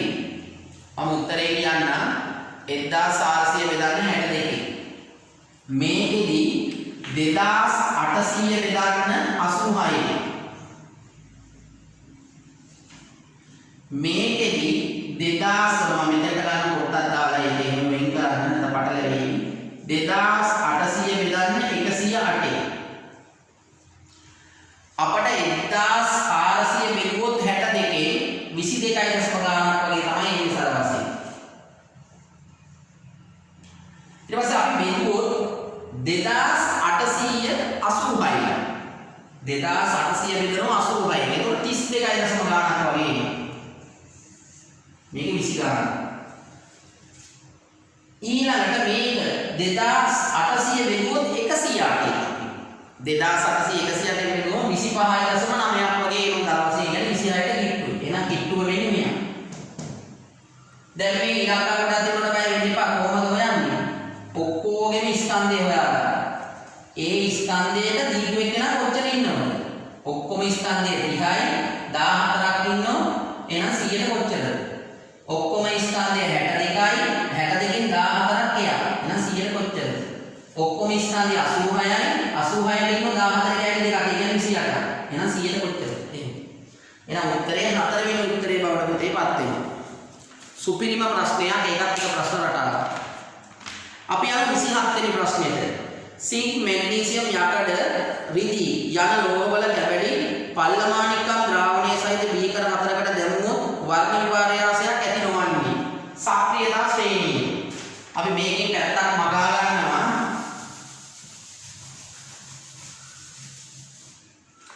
සක්‍රියතා ශ්‍රේණිය. පොට්ට සෝමා කැලේ මැරිලා ඇල්සි 3 දෙනෙකුට කැහැනවා. යකඩ ටින් එක ඊයේ හැදිලා කෝප්පේ රස දිය සිල්ල පැටියෝ රත්නා. පුතාලා තේරෙනවා වෙන්නින කොපා ඉන්න තැන සක්‍රියතා ශ්‍රේණියේ කතන්දරයක් තියෙනවා. ඉහළ කෙනෙකුට පහළ කෙනෙක් ඉන්න ලවණයකින් සංයෝගයකින් එයා එළවන්න පුළුවන්. මෙතන කොපර් සල්ෆේට් ගත්තොත් ඒ කොපර් සල්ෆේට්ට වඩා උඩින් ඉක්කින් මම ගන්න මැග්නීසියම් ප්‍රබල වුණාම මේ කොපර් එළවනවා. එළවල ගයි එක සෙට් වෙනවා. එතකොට හැදෙනවා මැග්නීසියම් සල්ෆේට් කොපර් තනියම. පුතාලට තේරෙනවා කොපර් සල්ෆේට් තමයි නිල් පාට. ඒ නිල් පාට වෙනස් වෙනවා කියන්නේ එයා කොපර් සල්ෆේට් අයින් වෙනවා. එයාගේ අයින් වෙනවා. මෙහෙම වුණාම වෙනවා. එහෙනම් පුතේ අපෙන් අහන්නේ පල්ලමාණික ද්‍රාවණයේ දමු වර්ණ විපර්යාසයක් ඇති නොවන්නේ. සිංක් ඉන්නේ කොපර් වලට වඩා උඩින්. එහෙනම් එළෙවුතින් නිල් පාට අඩු වෙනවා. මැග්නීසියම් උඩින් දැන් අඩු වෙනවා. ඊළඟට තියෙනවා යකඩ ඉන්නේ උඩින් අඩු වෙනවා. ඊළඟට තියෙන්නේ රිදී ඉන්නේ යට එක්කිනාට යා එලවන්න බෑ. එහෙනම් උත්තරේ වෙන්නේ 4. ඒකත් එක ප්‍රශ්න රටාවක්. ප්‍රශ්න රටා කීපයක් දැන් මම ඔබට හඳුන්වා දුන්නා. අපි යනවා දැන් 28 වෙනි ප්‍රශ්නෙට පුතේ. 28 වෙනි ප්‍රශ්නේ මම හිතන්නේ උත්තර පත්‍රයේ එක වගේ උත්තර දෙකක් තිබුණ නිසා මම ඔයගොල්ලන්ට ඕවල් දෙන්නම්. තමන් හැම වෙලාවෙම එක ලකුණක් ගැන හිතන්න. දර්පණයක් ගැන හිතනකොට දර්පණයේ ගන්න ඕන තරකේ තමයි මම දර්පණයේ ඉස්සරහා හිටියොත් මයි දර්පණය අතර සමාන දුරකින් ඊළඟට ප්‍රතිබිම්බය හැදෙනවා. මගේ හිතන එතෙන්ට තියෙන දුර හොයන්න දර්පණයට තියෙන දුර වගේ දෙගුණයක්. මම පිටිපස්සෙන් නම් බැලුවොත් ඒ දුර එකතු වෙන්න ඕන. ඉතින් මේ ප්‍රශ්නේදී මගෙන් වෙච්ච වැරද්ද නිසා මම ඕගොල්ලන්ට ලකුණු දෙනවා. අපි යම් 29 වෙනි ප්‍රශ්නේ 29 වෙනි ප්‍රශ්නේ රූපසටහන පොඩ්ඩක් කැඩිලා තමයි වැදිලා තිබුණේ ප්‍රශ්න පත්‍රයේ. මෙන්න මේ වගේ තමයි ඒක සකස් වෙන්න ඕන. 29 වෙනි ප්‍රශ්නය ඔන්න ඔය වගේ උඩට බලා ගන්න. එකකට මේ වගේ පරිපතයක් තමයි සම්බන්ධ වෙලා තිබුණේ. දැන් මොකද්ද මේකේ තේරුම් ගන්න ඕන දේ? මෙතනින් එන ධාරාව සම්පූර්ණම මේක හරහා යනවා. ඊට පස්සේ ධාරාව බෙදෙනවා. අපිට කියලා තියෙන සමාන බල්බ තුනක් පාවිච්චි කරන්න. නේ? සමාන දීප්තිය දැලෙන බල්බ තුනක්. එහෙනම් මෙතන විභවය දීලා තියෙනවා 1.5 වෝල්ට්. මෙතනින් යනකොට 0.5 ඇම්පියර් ධාරාව. මගේ මාන්නේ මොකක්ද? R ප්‍රතිරෝධය. මෙතන ප්‍රතිරෝධය. ඉතින් ඒක හොයාගන්න දරුවෝ මෙහෙමයි. මෙතන පාරවල් තුනේ වලවල් ගන්න සමාන නම් යන වාහනත් සමානයි නම් කියනවා. එහෙනම් 0.5යි මෙතන 0.5යි මෙතන 0.5යි තුන් දෙනාම සමාන ධාරාවක් මේ කියන්නේ. එහෙනම් 0.5යි තුනක් මෙතනින් එනකොට එහෙනම් මේක හරහා යන්න ඕන 1.5 ඇම්පියර්. එතකොට මේ කෝෂේ විභවය 12යි වෝල්ට්. අපි දානවා මෙතන විභවයයි මෙතන විභවයයි මෙතන විභවයයි සමානයි. මේක මෙහෙම ඇන්දට ඇත්තටම මේක මෙහෙම අදින්න පුළුවන් නේ. මේ තුන් දෙනා වෙනුවට එකක් ඇන්දොත් එතකොට මේක පේගේක තියෙන්නේ. එහෙනම් මේ 12යි වෝල්ට් බෙදා ගන්නවා මේ කට්ටිය මේ තුන් දෙනාගේ සමානින්ද මේ කට්ටියකින් එකක් තියෙන්නේ. ඒ කියන්නේ 1.5යි මෙතන ඉන්නේ. ඉතුරු දෙනා මේ දෙපැත්තේ තමයි ඉන්නේ. එතකොට 1.5ක් මෙතන තියෙනවා. 1.5ක් තියෙනකොට 12න් 1.5ක් අඩු කරන්න. 12න් 1.5ක් අඩු කරාම එන විභවය තමයි මේක ලැබෙන්නේ. එතකොට එතන මෙතන දාන v සමානයි IR. එතනින් යන ධාරාව දානවා 1.5යි. එතන ප්‍රතිරෝධය දන්නේ නැහැ. 12න් 1.5ක් අඩු කරාම 10.5යි. වැඩි කිරීම එකමාර මෙහාට ගිහිච්චම 1.5 බෙදෙනවා. එන 1.5 ඒව කීයක් තියෙනවද කියලා බලන්න. ඔය බලන්නකො 2ක් 3යි. එහෙනම් 4ක් 6යි. 6ක් 9යි. තව එකමාරක් ඉක්ුණාම 7යි. එහෙනම් 7ක් තියෙනවා. එහෙනම් ඕම් 7ක් තියෙනවා පුතේ ප්‍රතිරෝධය. තාම ලස්සන ප්‍රශ්නයක්. ඕම් 7ක ප්‍රතිරෝධය. අපි මේ තුන්වෙනි වාරේ පාඩම් ඉවර වුණාම ධාරා විද්‍යුතයේ සම්පූර්ණම පාඩමක් අපි කතා කරනවා. මේ දේවල් අපිට එතකොට ඊටාම වැදගත් වෙයි පාසල් ළමුන්ට. ඊළඟට දේ අපෙන් අහනවා හිමෝපීලියාව. පුතාලා දානවා හිමෝපීලියා කියලා රෝගය. මේ දවස්වල කතා කරන්නේ රුධිර සංසරණ පද්ධතියත් එක්ක මේ රුධිරයේ කැටි ගැසීම ප්‍රමාද වීම. මම රුධිරයේ වීඩියෝ එකක් දැම්මා. මම හිතන්නේ එක දවසක් තුල බොහෝ ශිෂ්‍ය සංඛ්‍යාවක් එක බලලා තිබුණා. තේනානේ හිමෝපීලියා රෝගී රුධිරයේ කැටි ගැසීම අඩු වෙනෝනේ.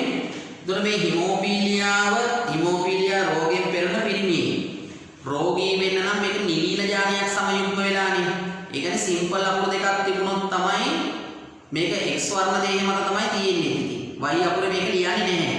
සිම්පල් අකුරු තිබුණොත් තමයි ලේට් දුන්නේ. ඒ කියන්නේ අපිට ඉන්නා මෙහෙම කට්ටිය.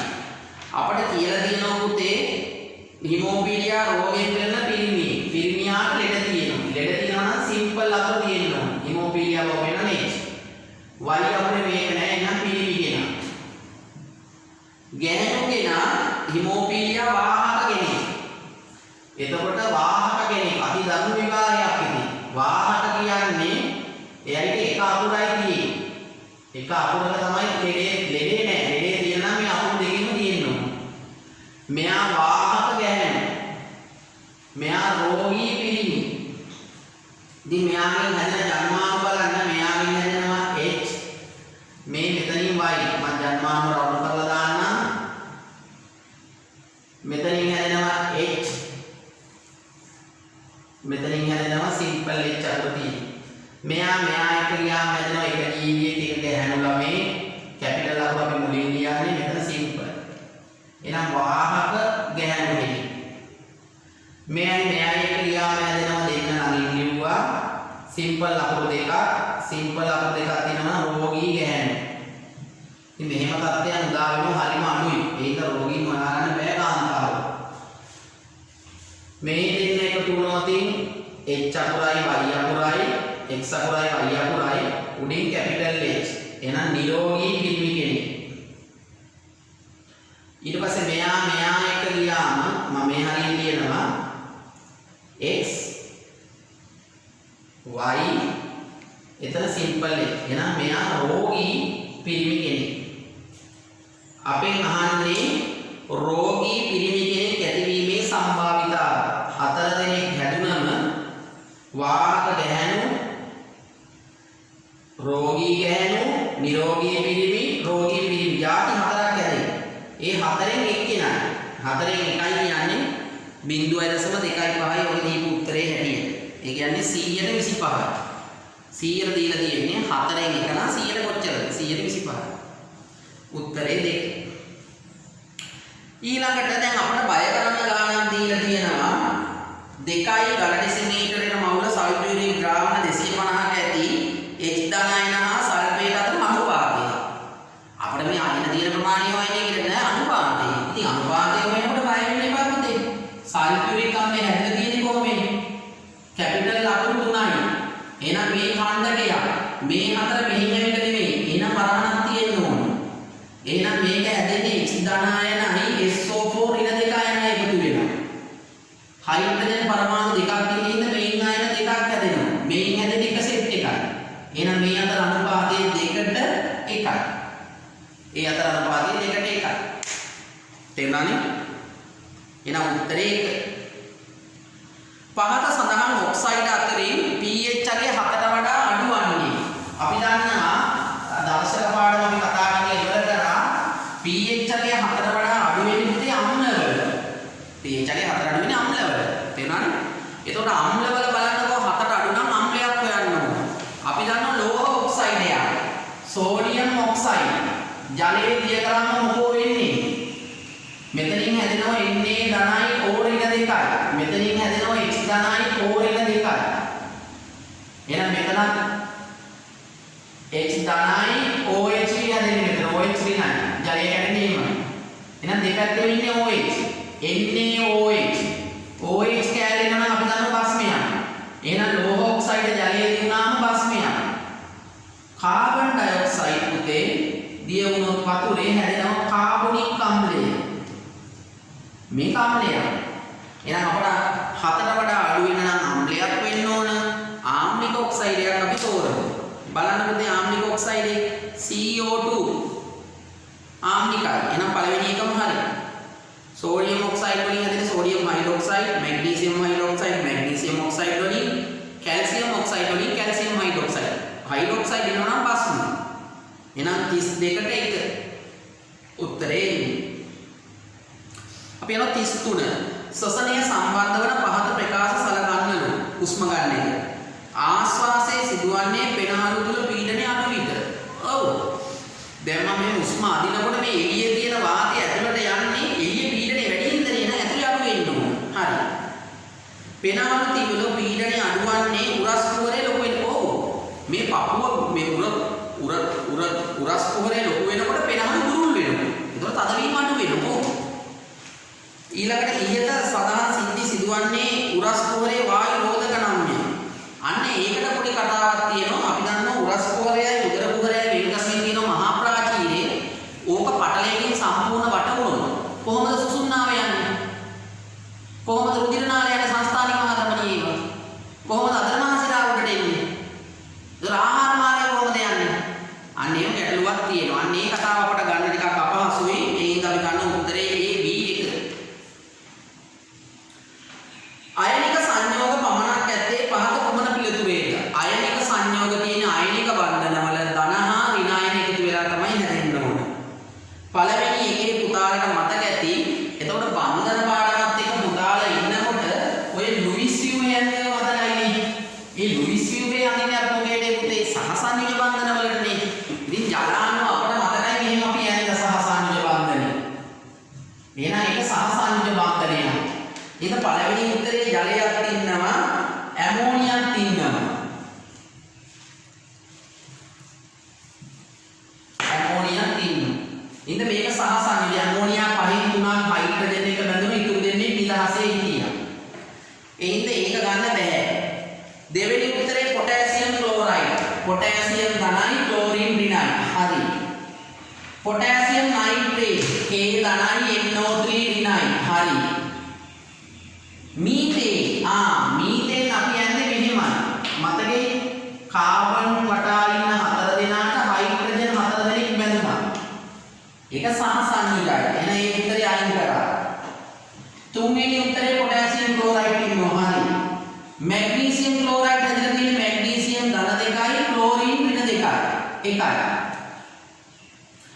අපි මෙහෙම ලිව්වොත් මේක මැග්නීසියම් 12 වෙනි කොටුවේ 2 8 2 ක්ලෝරින් 2 8 7 ඒ වගේ දෙන්නෙක් ඉන්නවා පුතේ. එහෙනම් මේ දෙන්න පිට කරන දෙක මේ දෙන්න අතර බෙදාගෙන වැඩේ කර ගන්නවා. එහෙනම් මෙයා දුන්නම දාන මෙයා ගත්තම රින. එහෙනම් එතන ආයෙක බන්ධනය. පොටෑසියම් ක්ලෝරයිඩ් වල 2 8 8 1 19 නේ. ක්ලෝරින් 2 8 7 17 වෙනි එක.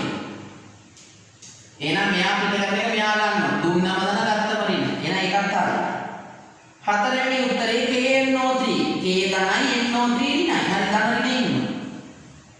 එහෙනම් අයනික බන්ධන විතරක් අපට බලා ගන්න පුළුවන්. අපි බන්ධන වෙනම කතා කරමු. තාම බන්ධන පාඩම අපි සාකච්ඡා කරමින් යන්නේ 10 වසරටත් ඕනනම් බන්ධන ඉගෙනගෙන තියෙන්නේ.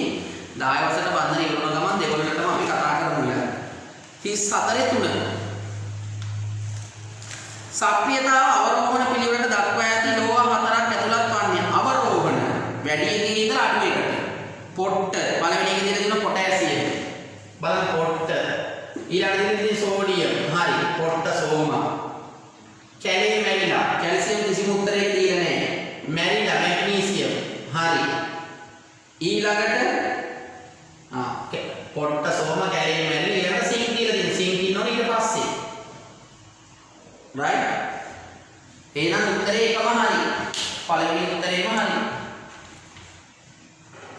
මොන ප්‍රශ්නාංග අපි කතා කරා 35. අපි යනවා 36 වෙනි ප්‍රශ්නෙට සාකච්ඡා කරන්න. පුතාලා බලන්න 36 වෙනි ප්‍රශ්නේ මම කිව්වා පේපර් එක කරන්න වෙච්ච නැති කට්ටියට මම දිගටම මේකේ ලින්ක් එක යටින් යන්න දානවා. ඒ ලින්ක් එකකින් පේපර් එක කරලා පේපර් එකට සම්බන්ධ වෙනව නම් හොඳයි. එතකොට ඉස්සරහට නේද කට්ටිය. හරි. එතකොට දැන් මේ පේපර් එක කරන්න වෙච්ච නැති කෙනෙක් ඉන්නවා නම් දැන් අපේ මේකේ තියෙනෝනේ වීඩියෝ එක යනකොට අපි කමෙන්ට් දාන්නේ අපේ කමෙන්ට් එකේ පළවෙනි එකටම අපි දාලා තියන්නම් මේ ලින්ක් එක. එතකොට ඔබට එතනින් මේ ලින්ක් එක හරහා පේපර් එකට යන්න පුළුවන්. තේරුණානේ? එහෙම ක්‍රමයක් භාවිතා කරන්න. ඔබ යාළුවන්ට හැකි පමණ මේ පාඩම මේ දැනෙන්න සකස් කරන්න. ඒක ලොකු පිනක් බවට පත් වෙනවා මේ වකවානුවේදී. අපි යනකොට අවසාන ප්‍රශ්න 4ට සංතෘප්ත ද්‍රාවණයක් විය හැකි. සංතෘප්ත කියන්නේ සංතෘප්ත ද්‍රාවණයක් කියන්නේ ඒ උෂ්ණත්වයේ තුලදී එතන ඉන්න පුළුවන් උපරිම ටික දිය වෙනවා. එහෙම එකක්. මුහුදු වතුරේ තව දේවල් ගිහිල්ලා දිය කරන්න පුළුවන්. එන සංතෘප්ත වෙලා නැහැ. සංතෘප්ත වෙලා නම් යට තැම්පත් වෙන්න ඕන. අන්න ලේවායේ ලුණු මිදෙන වෙලාවේදී එහෙම ජලය සංතෘප්ත වුණාම තමයි ඒකෙන් අර පල්ලෙහාට මිදෙන්න ගන්න. ඊට වඩා දිය වෙන්න බැරි ටික යට මිදෙනවා. කිරි වලට තව පිටි දාලා දිය කරලා බලන්න. තව දිය වෙනවා. කුස්සියේ ලුණු පොල් කට්ටුවේ ලුණු කැට වලට උඩින් ඇති ජලය. ඔව්නේ පුතේ. ලුණු පොල් කට්ටට උඩින් තියෙන වතුරේ දිය වෙන්න පුළුවන් උපරිම දිය වෙච්ච නිසා තමයි කැට ටික යට තියෙන්නේ. නැත්නම් ඒ ටික දිය වෙනවනේ. ඊට පස්සේ තවත් දිය වීමක් සිදු වෙන්නේ නෑ. කාර්බෝහයිඩ්‍රේට් අම්ලයේ තියෙන තනුක එකක්. ඒ කියන්නේ තව එයාට දාලා සල්ෆියුරික් දාලා දිය කරගන්න පුළුවන්. එහෙනම් උත්තරේ 3. ඊළඟ තවත් ටිකක් සංකීර්ණ ප්‍රශ්නයකට අපි යනවා. ද්‍රාවණ මිලිලීටර 250 සල්ෆියුරික් වල 4.9යි ග්‍රෑම් ක අකුර වදිට ඇති ක ඇත්නම් එම ද්‍රාවණයේ සාන්ද්‍රණය. ඉතින් සාන්ද්‍රණය කියන එක පුතාලා ගන්න ඕනේ.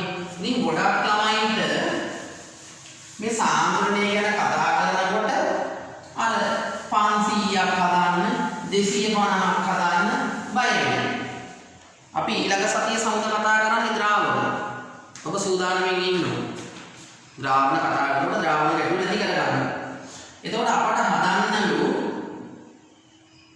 250ක දිය කරලා ඉන්නවලු 4.9. සාන්ද්‍රණය කියන්නේ 1000ක ඉන්න ප්‍රමාණය. මිලිලීටර 1000ක ඉන්න මවුල ගන්න. අපි ඉස්සර වෙලා 1000ක ඉන්න ස්කන්ධය හොයමුකෝ. 250යිම 4ක් නේ 1000 කියන්නේ. එහෙනම් මේ වගේ 4 ගුණයක් එනවා. 4.9 වැඩි කරන්න 4යි. 9 වරක් 4. 32න් 2 3ක් ඉතුරුයි. 4 වරක් 4 16යි 3යි 19 ඔන්න ඔච්චර ප්‍රමාණයක් අපිට ඉන්න ඕනේ. සමා වෙන 4 වරක් 9 කීයේ 36න් 6නේ. 4 වරක් 9 36න් 6 3ක් ඉතුරුයි. 4 වරක් 4 16යි 3යි 19යි. 19.6යි ග්‍රෑම් ප්‍රමාණයක් මේකේ ඉන්නේ. දැන් අපි බලමු සල්ෆියුරික් පුතේ H2SO4 නේ. ඒකේ ස්කන්ධය එකේවා දෙකයි සල්ෆවල 32යි 16වා 4යි. 16වා 4ක් කීයේ පුතේ 64යි. 32යි මෙතන 2යි 64යි 66යි 96යි 98යි. එහෙනම් දැන් අපි ඉන්න මවුල ගන්න හොයා ගන්න ඕනේ. එහෙනම් 98කට ඉන්නා නම් එක මවුලයක් 19.6කට කොච්චරද? ග්‍රෑම් වලට කොච්චරද කියලා හොයන්න. ඔබට නැත්තම් මෙතන ලේසියෙන් මෙන්න මේක අපිට මේව හතරක් නේ. මෙන්න මේ සුළු කිරීම ඔන්න මම ගන්න එක 4.9 ලියාගත්තා නම් ලේසි. 4.9 4ක්. මොකද 4.9 මේකට කැපෙනවා. 49 2යිනේ. ලස්සනට සුළු වෙන්නේ. ඕනනම් දැන් එතකොට මම මෙතන ගන්නවා බලන්න 98ට තියෙනවා නම් එක මවුලයක් අපිට දීපු ස්කන්ධය තමයි මේ 19.6 මම ලියනවා කීයේ 4.9 4ක්. නේ පුතේ මෙනි 4.9 4ක්. බලන්න. අපි දශම ස්ථාන තාවකාලිකව අමතක කරමු 49 1යි. ඒ කියන්නේ 0.1යි. 49 කීයේ 2යි. ඔයාලට මෙහෙම කරන්න පුළුවන්. මේ දශම ස්ථාන නැති කරන්න උඩයි යටයි 10න් වැඩි කරන්න. එතකොට මේක 49 වෙන්නේ 1යි. මෙතන 980 වෙන්නේ. එතකොට මෙතන ඉන්නවා 20යි. මෙතන තියෙනවා 4. 4 වරක් 1යි. 20ට 4 වරක් 5යි. 5න් 1 කියන්නේ 0.2යි. එහෙනම් මවුලයට ගන්න ඩෙසිමීටරයට මවුල සමානයි. ගන්න ඩෙසිමීටර මවුල 0.2යි. උත්තරේ 1. මොකද්ද කරේ පුතේ 250 කරගන්න ඕන ස්කන්ධය හොයාගෙන 1000ක ඉන්න 250කට මෙච්චර නම් 1000කට ඒ වගේ 4 ගුණයක්. ඊට පස්සේ ඒකින මවුල ගන්න හොයාගන්න. මේ එකම තමයි මෙතන තියෙන්නේ. නේ? එතකොට අපි කතා කරා 98කට එක මවුලයක් නම් 19.6ට කොච්චරද? එතකොට 0.2ක් තියෙනවා. ඊළඟට අපි අර ඉස්සර වෙලා කතා කරා දර්පණ සම්බන්ධයෙන්. ඒ දර්පණ සම්බන්ධයෙන් කතා කරනකොට පුතේ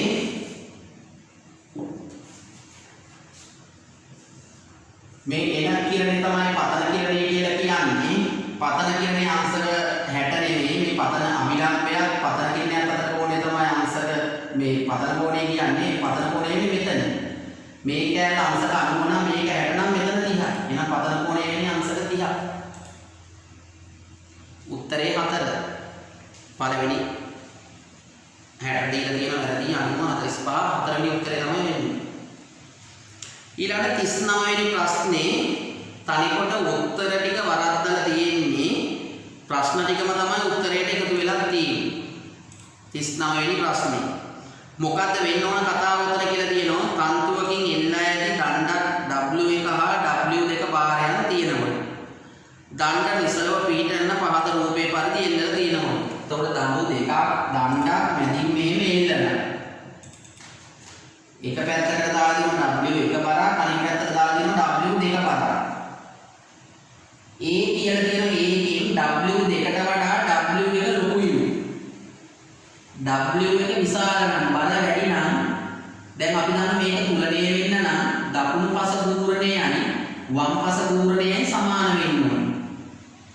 දකුණු පස පූර්ණයයි වම් පස පූර්ණයයි සමාන වෙන්න ඕනේ. එහෙනම් W2ට වඩා ඒ කියන්නේ පූර්ණය වෙනනේ බලය වැඩි කරනම දුරේ. බලය වැඩි කරනම දුරේ. එහෙනම් මේ උත්තර දෙක සමාන වෙන්න නම් දැන් බලය මෙතන වැඩි නම් මේ උත්තරේ සමාන වෙන දුර අඩු වෙන්න එපා. ඒක සමානයි. එහෙනම් දුර අඩු වෙන්න ඕනේ. මෙතන අඩු දුර. බලය වැඩි පැත්තේ අඩු දුර. මේ පැත්තේ වැඩි දුරක් තියෙනවා. මන් දීපු රූපේ අදපු රූපේ ඒ කියන්නේ එතන මිස්ටේක් එකක් වෙලා තියෙනවා. ඒ ඉතින් රූපෙත් ඒක ළමයිට පේනවා අඩුයි. b වටා w පූර්ණය w දෙක පූර්ණයට සමානයි. කො තුලණය වෙන්න නම් w එක මගින් ඇති කරන පූර්ණයයි w දෙක මගින් ඇති කරන පූර්ණයයි සමානයි. ඒකත් හරි. මෙම පද්ධතිය අතරින් කරකව අතහැරියොත් මේක මෙහෙම හොල්ලලා ඇතහැරියොත් ආයි තුලණය වෙනවා. ඒක ගැටලුවකුත් නැහැ. ඒකත් හරි. එතකොට පුතේ රූපෙන් පොඩි අඩුපාඩුවක් වෙලා තියෙනවා. මේ දුර අඩු බවයි මේ දුර වැඩි බවයි පේන්නේ නැහැ. අන්න ඒ නිසා මම හැමෝටම ලකුණක් දෙන්නම්. තේරුණානේ? මේ දුරේ වෙනසක් තියෙනවා. එහෙනම් මේ කතාව දැන් කාරණා ටික තේරුණානේ? මේ පැත්තේ ගුණේ මේ පැත්තේ ගුණට අනිවාර්යෙන් දීපු උත්තරවල සමානයි. අවුලක් නැහැ. මේක හොල්ලලා දැක්කම තුලණය වෙනවා. ඒ කාරණේත් හරි. ඊට පස්සේ කතන්දරේ මොකද්ද? මෙන්න මේ දුරවල් ගැන දුන්නොත් දුරවල් මේකට වඩා මෙහා වැඩි. එහෙම. එතෙන් ප්‍රශ්නේ අනුපාඩුවක් තියෙන උත්තර 4 ලකුණු කිරීම සම්බන්ධයෙන් ඒ හින්දා ඒ අර මම කියව කාරණා ටික අල්ලගන්න. හරිනේ? කිව් මේ එතකොට අකුරක් වැදිලා නැහැ. ඒක අකුරක් සංදි ස්ථානයේ දීපු අකුර නෙමෙයි උතන තියෙන්නේ. මොන අවසාන ප්‍රශ්නයට මම යනවා. මෙම පරිපතේ AB අතර විභවාන්තරය. ඔන්න බලන්න අවසාන ප්‍රශ්නේ මොන ධාරාවේ විදිහට ප්‍රශ්න දෙකක් අහුණා. මම සම්පූර්ණම අඩුපාඩු හදපු පේපරේ දාන්නම්. තේරුණානේ? ප්‍රශ්න දෙකක හරි මොන කාර්ය අඩුපාඩුවක් තියෙන සම්පූර්ණ අඩුපාඩු කරපු ප්‍රශ්න පත්‍රයේ උත්තර පත්‍රයේකුයි නැවත ඔබට දාන්නම්. අලුත් ලින්ක් එකක් යටතේ අඩුපාඩුත් හදා ගන්න. මෙම පරිපතේ විභවාන්තරයේ අතර විභව AB අතර මෙන්න බෝල ප්‍රතිරෝධ දෙකක් කොහොම දෙකක් ඔය වගේ එකතු වෙලා තියෙනවා. මෙතන 12 වෝල්ට් මෙතන 2 ඕම් 3 ඕම් 6 ඕම් 6 ඕම් මෙන්න මේ AB අතර විභවය අපෙන් අහන්න. එහෙනම් AB අතර විභවය හොයන්න නම් ප්‍රතිරෝධය ගන්න අපිට දාන්න තියෙන එකම සමීකරණේ V සමානයි I යන. විභවය නම් අහන්නේ R ගන්නවා. I හොයා ගන්නම වෙනවා. එහෙනම් මේ පරිපතය හරහා යන ධාරාව හොයා ගන්න. ඒක හොයා ගන්න පුළුවන් මේ ඔක්කොම වෙනකොට තනි ප්‍රතිරෝධයක් හදන්න. මේ දෙන්න සමාන්තරගතයි. එහෙනම් අපි දාන්නේ 1 යට R සමානයි 6න් 1 ධන 6න් 1. 6න් 2යි. R හොයනකොට උඩයට මා වෙනවා 6 වෙනන දෙකකින්. එහෙනම් එතනින් එනවා 3. එහෙනම් මේ දෙන්න වෙනකොට එනවා 3. මම ඒක මෙතනින් මෙහෙම හද ගන්න. 3යි. මෙතන තියෙනවා තව 3. මෙතන තියෙනවා තව 2ක්. දැන් පේජ් එකට තියෙනකොට ප්‍රතිරෝධය එකතු කරනවා. 2යි 3යි 5යි 5යි 3යි 8යි. එහෙනම් මේ ඔක්කොටම දාන්න පුළුවන් තනි ප්‍රතිරෝධය තමයි පුතේ 8යි ඕනේ. දැන් විභවය 12යි. එහෙනම් V සමානයි I යයි. විභවය 12යි ධාරාව දන්නේ සම්පූර්ණ ප්‍රතිරෝධය 8යි. 12 බෙදන්න එතකොට 8යි. 12 බෙදන්න 8යි. 8 වරක් 1යි. ඉතිරි 4ක් 40ට 5යි. දශම දෙක තියෙනවා. එහෙනම් මෙතනින් යන කරන්ට් එක 1.5යි. දැන් පය වෙන්න එපා. එහෙනම් V සමානයි කියලා ගන්න. 1.5යි කරන්ට් එක මෙහෙට යන්නේ ඔක්කොම ප්‍රතිරෝධය 2යි. මෙතෙන්ටත් V සමානයි I ආරම්භ. කරන්ට් එක මෙතනින් එන ටික ඔක්කොම මෙතනින් උච්චාන. ප්‍රතිරෝධය 3යි. එහෙනම් 1/4 3 4.5යි. 1/4 2ක් 3යි. 3යි 4.5යි එකතු කරාම මේ විභවයේ එකතු ශ්‍රේණිගතව දිනන විභවණි ඔක්කොම එකතු කරනවා නේ මුදේ. එහෙනම් වේදි කෝෂයට තව වේදි කෝෂයක් එකතු කරාම 3 කියලා අපි කියන 1/4 එකක්. ඒ වගේ මේ කැලේ මේ කැලේ එකතු කරනවා. මෙතන 3යි මෙතන 4යි. එතකොට 7.5යි. එහෙනම් උත්තරේ 7.5 තියෙනවා පළවෙනි උත්තරේ. 40 ප්‍රශ්නෙට පළවෙනි උත්තරේ. ඉතින් ඕගොල්ලෝ මේ පේපරෙත් එක්ක සම්බන්ධ වෙන්න උනාම තමයි මේක තියෙන්නේ. එද අලුත් ළමයි අපට එකතු වුණොත් අපේ WhatsApp group එකට තමයි මැසේජ් එකක් දාන්න. මැසේජ් එකක් දාලා WhatsApp group එකේ ඇඩ් වුණාට පස්සේ අපි ලබා දෙන පේපර් ඔබට PDF ෆයිල් ඒ විදිහටම බලා ගන්න පුළුවන්. ඒ වගේම ඔබට විභාගෙ ලියන්න පුළුවන් ඔන්ලයින් තාක්ෂණය ඔස්සේ. ඊට පස්සේ මේ ප්‍රශ්න පත්‍රයට මුහුණ දීම තමයි වඩා සාර්ථක වෙන්නේ. ඉතින් මම හිතනවා මම මේ ගෙදර ඉස්කෝලේ වැඩයි පන්ති වැඩයි අතරතුර ඉතුරු වෙන පොඩි ඉඩකඩ තුල තමයි මේ කැපවීම ඔබ වෙනුවෙන් සිදු කරන්නේ පුතේ. ඒ හින්දා පුතාලා මගේ මේ කැපවීම ගැන අගයීමක් සිදු කරනවා නම් සහ මගේ මොනවා හරි අඩුපාඩුවක් තියෙනවා නම් දරුවෝ හැටියට මම ගුරුවරයෙක් වුණාට මගෙන් ඉගෙන ගන්න ගොඩක් ළමයි විශ්වවිද්‍යාලයේ ගිහුව ළමයි සෑහෙන ප්‍රමාණයක් ඉන්නවා. වෛද්‍යවරු ඉන්නවා, ඉංජිනේරුවෙක් ඉන්නවා. මම වෛද්‍යවරයෙක් නෙවෙයි පුතේ. ඒතර මගෙන් ඉගෙන ගන්න ළමයා මට වඩා ඉහළට ගිහිල්ලා තියෙනවා. එතකොට ඔබ අද දරුවෙක් වුණාට මගේ බුද්ධි මට්ටමටත් වඩා එහා බුද්ධි මට්ටමේ දරුවෙක් අද මේ පාඩම නරඹන නැති. ඒ දරුවට මගේ අඩුපාඩුවක් තියෙනවා නම් මම හිතනවා හොඳින් දර්ශනය වෙනවා. ඉතින් මගේ පුතාලා ඒ දක්ෂ දරුවෙක් මට දෙන අඩුපාඩුව එක්ක අදක්ෂ ළමයි සර් මට මෙහෙම වුණා නම් තමයි මීට වඩා හොඳට තේරෙන්නේ. ඒ දෙන ගැම්ම මගේ ගුරු ජීවිතේ තව අවුරුදු 10ක් විතර මට සේවය කරන්න පුළුවන්. ඒ කාලය තුලදී මගේ ඉගෙන ගන්න දරුවන්ට දෙන්න ගොඩාක් පිටුවහලක් වෙයි කියනවා. ඒ දෙයි පුංචි ඉල්ලීමක් කරගෙන ඔබ හොඳ නම් හොඳයි කියන එක ඇගීමකුත් සිදු කරලා අඩුපාඩුවක් සකස් වෙන තියෙනවා නම් ඒකත් ලියලා එවන්න කිසිම ගැටලුවක් නැහැ. පුළුවන් තරම් ඔයගොල්ලෝ දරුවෝ සම්බන්ධ කරලා මගේ මේ කැපවීමට උදව්වක් කරන්න මම හිතනවා ඒක මට විශාල ගෞරවයක් මගේ පාසලට විශාල ගෞරවයක් වේවි කියලා. ඉතින් මගේ ප්‍රදේශයේ ඉන්න මගේ ඉගෙන ගන්න දරුවෝ සහ ඔවුන් දැනුවත් කර සියලු දෙනාට අද පන්තියට සම්බන්ධ වූ සියලු දෙනාටම බෙහෙවින්ම ස්තුතියි. මේකේ මොනවා හරි ගැටලුවක් ඇති වුණොත් මම කිව්වනේ ආයි පිටිපස්සට වීඩියෝ එක ඉදිරියට ඇවිල්ලා නැවතත් නරඹන්න. මොනවා හරි ගැටලුවක් ඇති වුණොත් මට WhatsApp වලට දැනුවත් කරන්න. ඒක මගේ WhatsApp එකෙන් මම බලාගෙන පුළුවන් වෙලාවට ටක් ගාලා හැකි ඉක්මනින් දැක ගමන්ම ඔබට නැවත පෙරලා පිළිතුරක් ලබා දෙනවා. එහෙනම් අපි 11 ශ්‍රේණිය ආයේ හමු වෙන්නේ ලබන සතියේ සඳුදා 3ට ඒ ද්‍රාවණ සකස් කරන්නේ කොහොමද කියන පාඩම යටතේ. ඊට පස්සේ අපි මේ සතියේ බදාදා ඒ කියන්නේ හෙට නෙමෙයි අනිද්දා දිනේ රාත්‍රී 8ට ඔබ හා එකතු වෙනවා. ඒ තමයි බහුවර්ණ 40ක් සමග. ඒ බහුවර්ණ 40 ලින්ක් එක මම දාලා තියෙනවා මගේ ළඟ තියෙන WhatsApp group වලට. ඔබේ යාළුවොත් ඉන්නවා නම් ඔබ ඒක ෂෙයා කරලා ඒකට සම්බන්ධ වෙන්න කියන්න. නැත්නම් YouTube එකේ පසුව බලන්න පුළුවන්. එහෙනම් කාටත් තෙරුවන් සරණයි, බුදු සරණයි, අල්ලා දෙවියන්ගේ පිහිටයි, ක්‍රිස්තුස් වහන්සේගේ මිල් ලැබේවා කියලා ප්‍රාර්ථනා කරනවා.